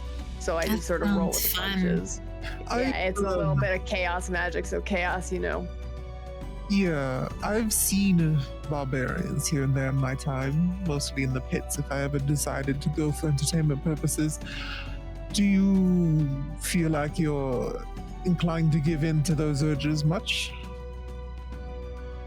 And, go to the pits. I went the other day and I one-shot my opponent for the first time ever. That was wild. No, I meant to more along the lines of the barbarian urges, such as the Oh, rage that You overcomes. like to lose your shit very often.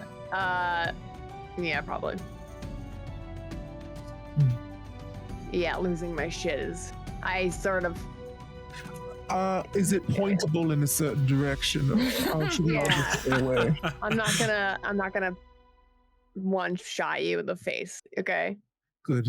I like my face. Killian, what do you specialize in? I mean, I do a lot better when I have time to prepare. But I can kind of do a little bit of everything. Okay. If I have a little bit of, eventually, I've got this plan in my head for this thing that'll come with us. It's kind of like a horse, but I haven't really had the time to put it together, or the initial resources. But I can heal people, and I know how to use weapons. I can be up there in the front with Jojo. Okay. Well, we'll work on that. The horse thing you talked about, but this seems okay for now. Matilda? Surprise! I'm a Celestial Pact Warlock, so that was a bit of a surprise. I'm more better. It's fine. Continue. I'm more better suited for the back. You said warlock, right? Mm-hmm. Yes, you'd probably do good just standing there with me. Or if you What can about you? it's better. Vincent? Well, I'm hoping to wow victims and aid you if it calls for. I'm a bard, as expected. Dabble more in the controlling type of magic. I really like those that are underneath me.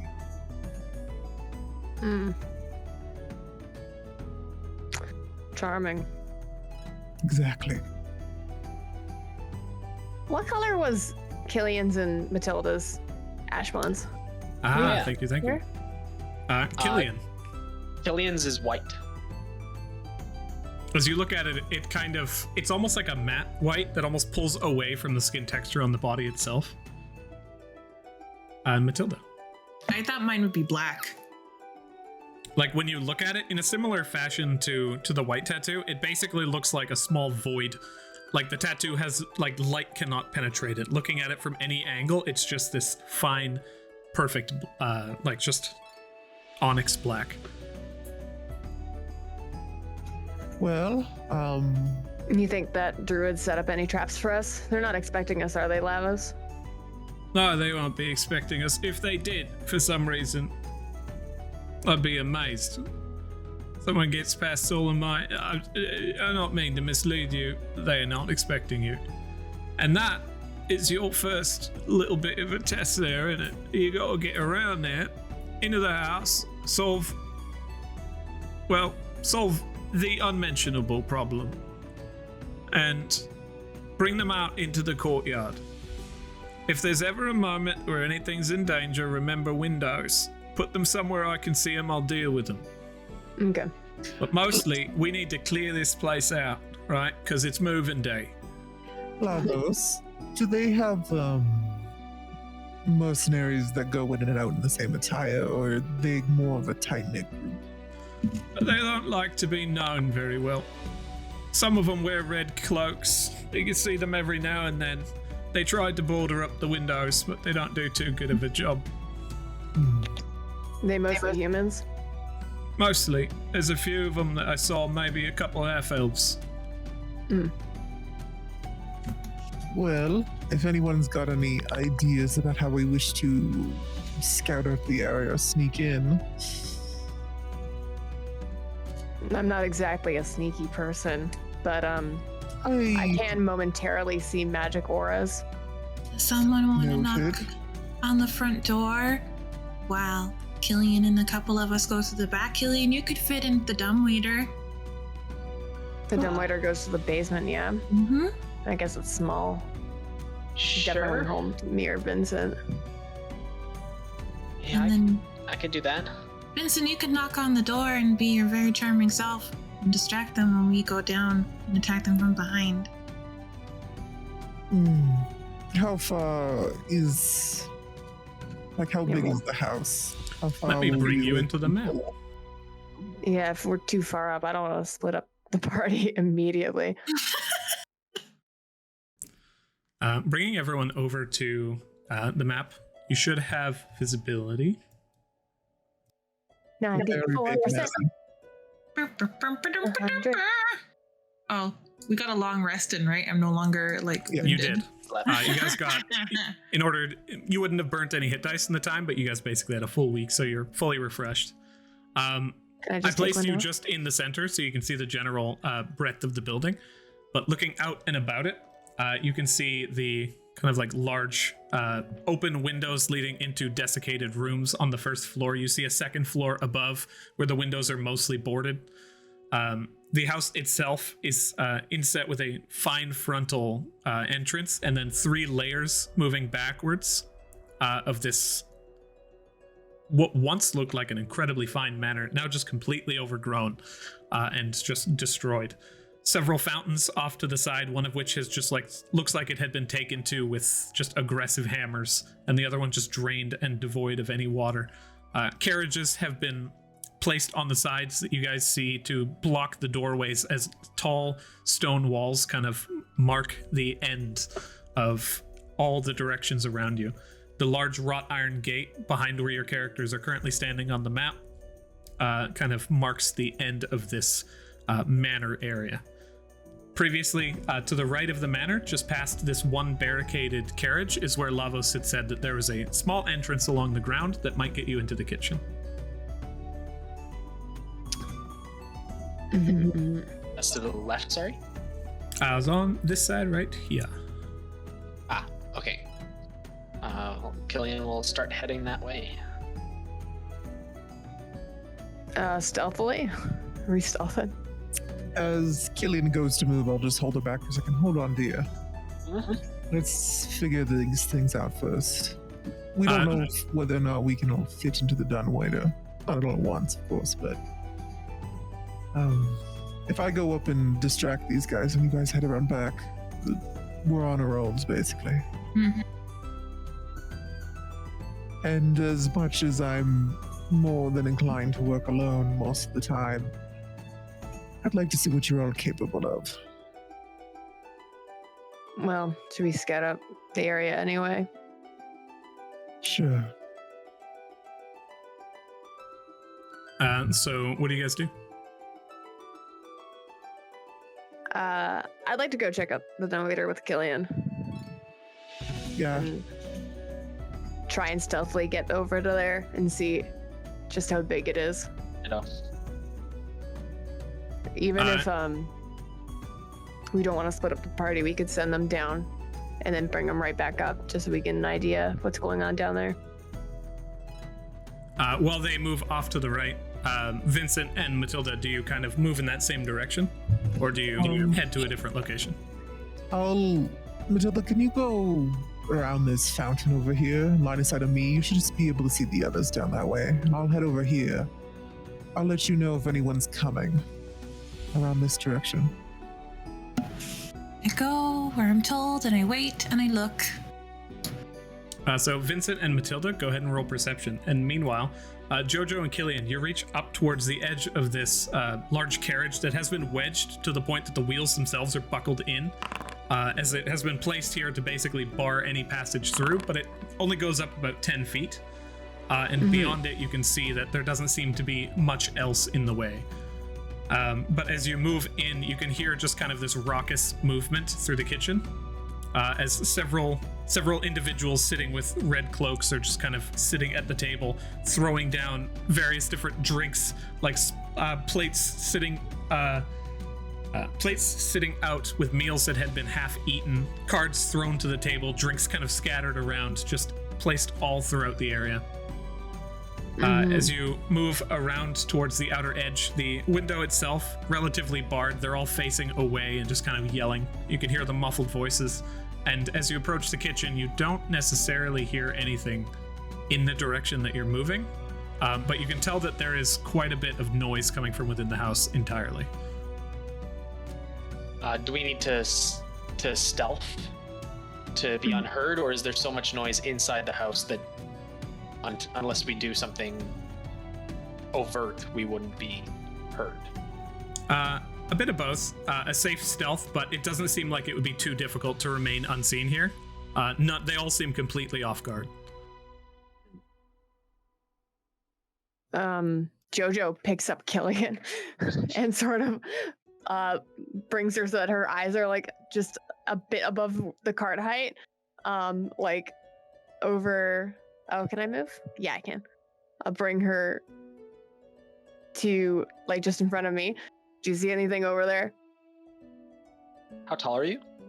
I'm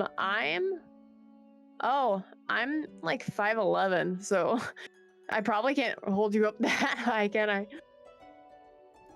I could probably... How tall are you, Killian? And Killian, what are you currently equipped with?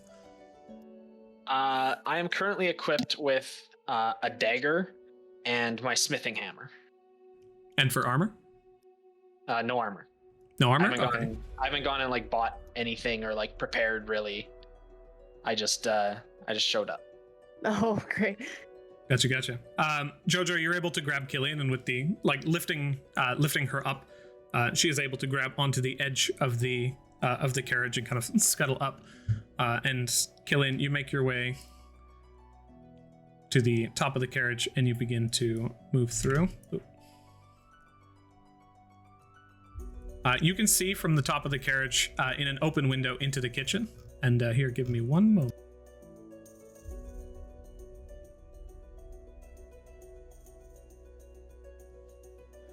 Populating the house.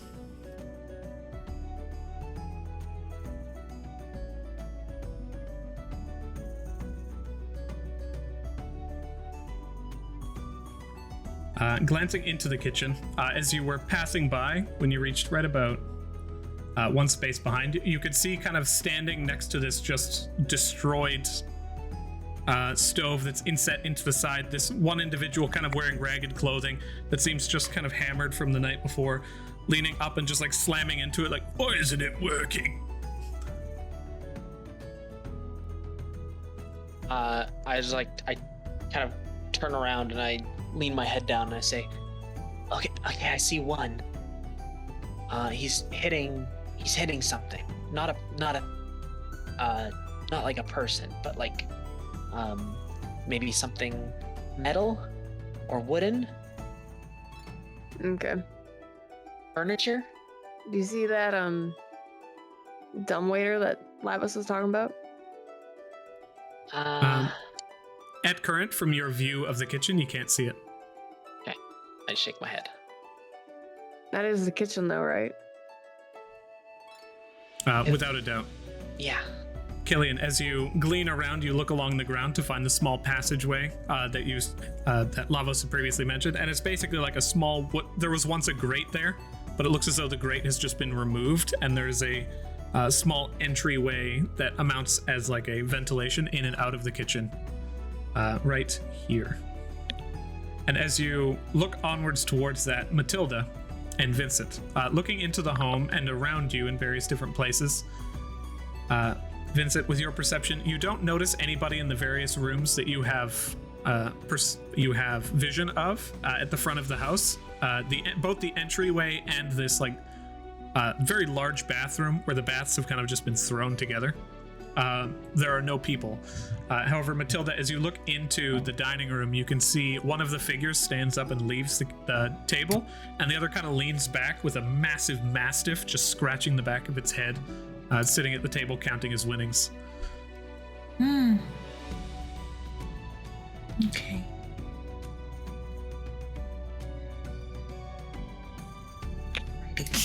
Try to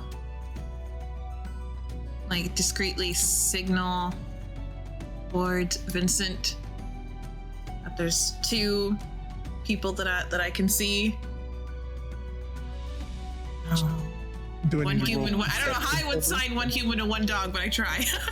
No, you guys are aware of each other and you're in communication right now. So it's she gives you these signals, you pick up on it. Okay. Vincent's gonna head back. Does he need his stealth, or does he still feel like what he did before would work? That's up to you. Knowing that there's no one here and there's people in the home, if you guys want stealth, you can stealth. But you can hear the raucous kind of just laughter. There's some really, really, really bad music coming in from the second floor. Yeah, he'll stealthily go back over to Matilda.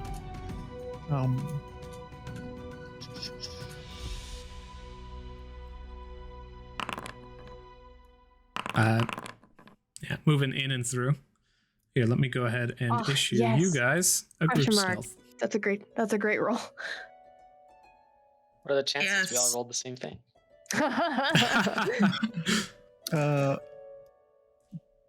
Vincent, you rejoin with Matilda and look in, and you two, as you pass by, can see the two figures in the central, not kitchen, sorry, dining room. As he's basically just sitting there scratching the top head of his dog. It looks down towards the tankard, looks in it, throws it down. He and the dog move in towards the door, and it just throws it open as it blasts asunder, and they make their way out into an open hallway. Oh, wait. Ran all the way over there. Boop. Yeah. It's like, what? They appear. Aha, roll initiative. This individual, I got a good look at them, right?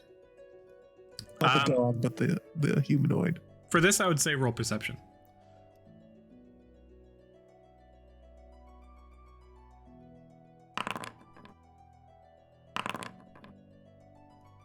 rough and tumble, ragtag, wearing leathers. You can see a hand crossbow at the waist and like a sword on the back. And as they move through the area, kind of like seeing this large warhammer off to the side, they kind of just push it over aggressively and make their way out the door. But you can see that they basically always stand with somewhat of an armament on them.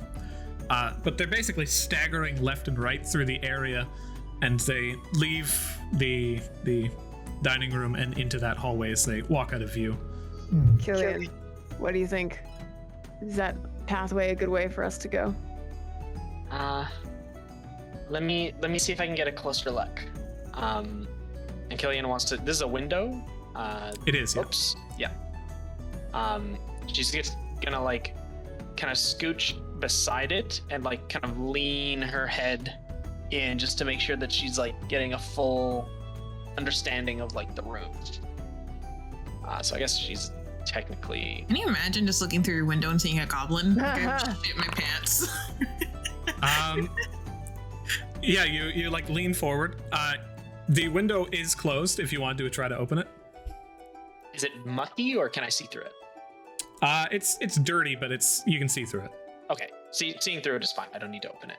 Yeah, you sidle up next to the window, and as you glance in your movement, you're kind of like looking about the kitchen, but you still don't see that dumbwaiter that was mentioned previously. You see tables with food kind of laid out, and this individual who stands at the other end now is actually like wearing these like fine purple pinstripe clothing with a long cape, and as he's slamming into the side of this stove, he's just like, "Fucking thing! I knew it wouldn't work when I hit it. Oh, that's garbage." And he turns and like begins to look around, stares directly at you. Roll dexterity. You're green, you're Oh shit, blended. I'm Saving throw or hungover ability and check? stuff. Just straight dexterity. Shouldn't have ate those mushrooms in the forest. Oh! Oh, natural 20. You manage to shuffle back 5 feet for a brief And moment hold a as this bush. figure Your shape, where your head used to be. slowly makes their way up to the window, and you can see their face kind of like pressed against it as they're looking through. But from the current perspective, What the fuck? oi, Dervish! I saw a fucking goblin outside. What is it you gave me with that food? As he slowly makes his way out of the kitchen. And leaves the kitchen at the moment empty as far as you can tell. Jojo has seen all of this occur, but Killian turns to her regardless and says, "So, I got seen, but I don't think I did. Yeah, I heard that. He's not in the room anymore. We can move quick." Okay, let's go. She signals towards the other two and gives them like a get over here. We'll head over. I go forth. Traverse! Zoom. You all hop on top of this carriage Jojo with relative pops ease, them all up. like popping people up. And as you you look forward, Jojo, as the last person climbs up top, you look down and you see this like doorway to the carriage, just barred, shut, closed. You can see that there's like individual, like a wooden slat that's carved through it, daggers cut through, chains on this door handle. As you look at it, you're just like, wow, what the ever-loving hell. A small kind of note written out. None of you understand Thieves' Cant, do you? Mm-mm. You pop up. You see this just series of squiggles that look like S's that have been all interplaced within each other in various different degrees, and several like symbols of individual note. But as you all pop up and overtop onto the carriage, you can see now through into the kitchen. And as Killian, you look now, you see the window in front of you. You try and open the wood window. I am, yeah. Go ahead and I'll roll another stealth. I give them guidance. I touch them and they get guidance. Go ahead and for this, I'll roll a d4 as well. Be guided. Ooh. You feel very guided. As you pop the window open, slowly sliding it, you can hear the wood every now and then, and you just stop dead, like finagle it, move it. Takes a few seconds, but you bring this old wood window up to the very top, and as you let go, it's just rigidly like slotted into place. You guys shuffle through and into the kitchen, and as you now a d4 for that guidance the d4 added on to the stealth, or are you guys able to moving forward? Are you guys able to see my rolls popping in now? No. No. No? No, Okay. little What if question. I do this? I will reveal. Do you guys see that? Rivale. Nope. Revale. Whoa. All right. The d4 is added in for sure. Okay. As you guys enter into the kitchen and you kind of touch down on the stone in front of you, Matilda. As you enter in, you see the dumbwaiter with a large kind of lever inset into it. I also see a person. Directly through, yeah. There's that strange bard who kind of made it about halfway through and now leans up against the side of the doorway. I like point and do like sleeping, like.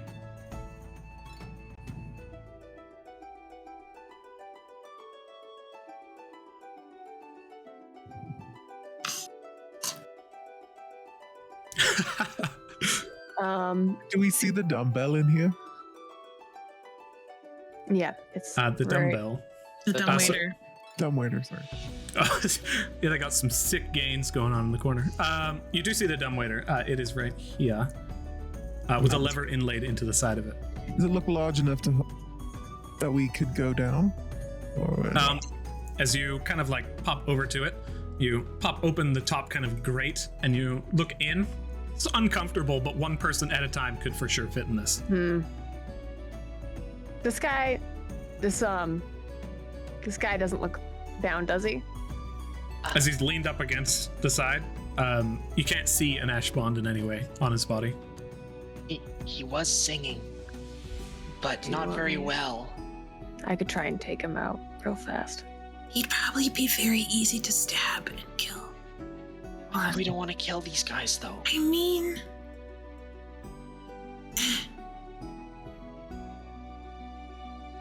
you all realize we could just simply close the door and be quiet?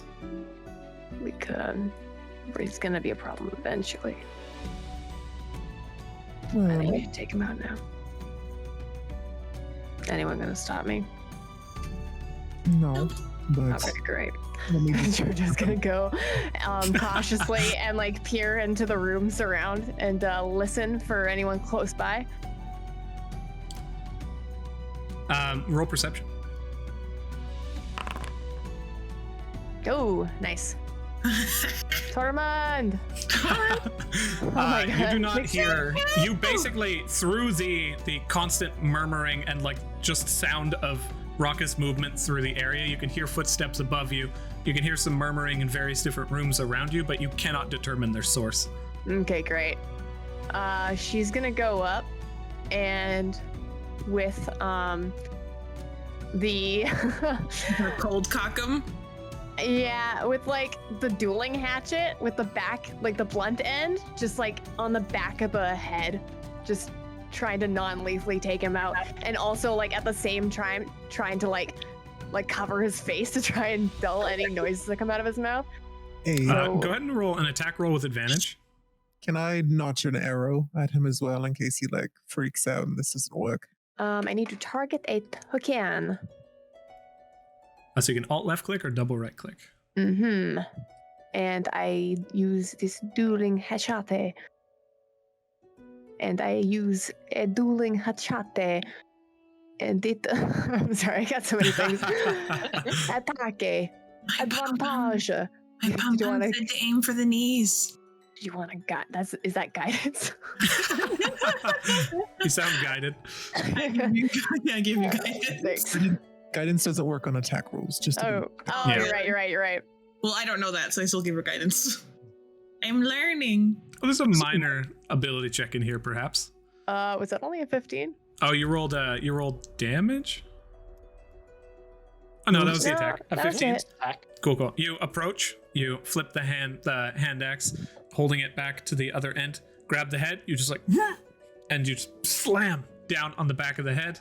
This person was unconscious, so go ahead and roll a critical hit. Okay. Oh. And it Sure. already does my savage attacker, right? Yep. Okay. Slam the back of the head. Non-lethal damage, just immediately unconscious. You just kind of like bring the body down, lay it comfortably I want to drag on the it floor. back into the kitchen. Pull it back into the kitchen and kind of set it off to the side. We'll go over and close the door now. Great Go job. slam shit. And I'm just gonna take like a pot and make it like set the scene so it looks like the pot hit him in the back. While they're setting the scene, I start rifling us into pockets. Oh, okay. Go ahead and roll investigation on this one. I'm sorry, perception. Killian, do you want to go first, or do you want someone else? No, I can go. I can scramble back up if there's something bad down there. Sure. Yeah. Get in and I'll hold the lever. You can see As you that- rifle through the pockets, Matilda, you find 3 silver pieces, and this brings in the goods system. You find 2 low-value goods. Mundane goods. So, in the nature of treasure found generally throughout the campaign, you will find goods in ways that, like, a mundane good can be things like very basic gear, daggers, hand axes, clothing, etc., that you guys can collect and basically keep to yourselves. And when you need something like, shit, we need a dagger, you draw from that mundane good during a short rest or a long rest, and you can say, yes, we had one. We had this mundane dagger from that guy that we knocked out. And it's basically like a narrative way of working through all of these things. So that weighs 2.5 pounds, and you have 2 mundane goods. As you rifle through his pockets, and 2 silver pieces. Okay. I marked them on the. You said 3. Is it just 2 now? Oh, 3, sorry. Is he wearing a red cloak? He is wearing a lavender cloak, but it's kind of like a traveling cloak. Okay. It wasn't like the other ones those guys were wearing? No. Now that you guys see several people in here, they all seem very kind of just wearing whatever they're wearing. Okay, cool. Which is more along the lines of like a group of thieves than a group of mercenaries. And just to confirm, I am tracking the like group loot stuff. Do we just for the goods as well as the gold, or do we want to like if she stealthily took it and we didn't see, then of course she could take that. No, She just said she was rifling through the pockets. I just wanted to make sure. And they said he was a bard. Is there an obvious instrument? No, you don't see anything on him. Okay, cool. Is mundane good like a item in D&D Beyond that we have? No, I can create those. So. Okay. Yes, absolutely. I will. That would be I good. will get to that. What Adrian suggested was just bringing in something mundane and adding the weight to it so that you can track the weight. But the actual tracking of what it is, like the list, will be on the list sheet. Oh, I'm sorry. I didn't mean to do that. I start fight. You rolled 6.12. JoJo's tired of all of this success. I want to brawl. We're too sneaky. Oh no, how barbarian of me. As you guys find your way into this secret, destroyed manor, looking out among the nature of the place, it was once very fine, as far as you can tell. Quite the pinnacle of luxury, but with the destruction that has been inlaid with just the terrible care that has been taken by the current residents, you guys look cautiously and optimistically at the success you've had so far as you enter into the building, and that is where we will pick up in the future. Oh my goodness. Thanks everyone for visiting. We absolutely loved having you and joining us for the second part of the first episode of this terrifying and amazing adventure that we're going to unfold before us. We are now closing for business, but we will be opening once again very soon. So look forward to it. Goodbye, everybody. Don't put dust on your See you all next week. No dust! No dust. Whatever.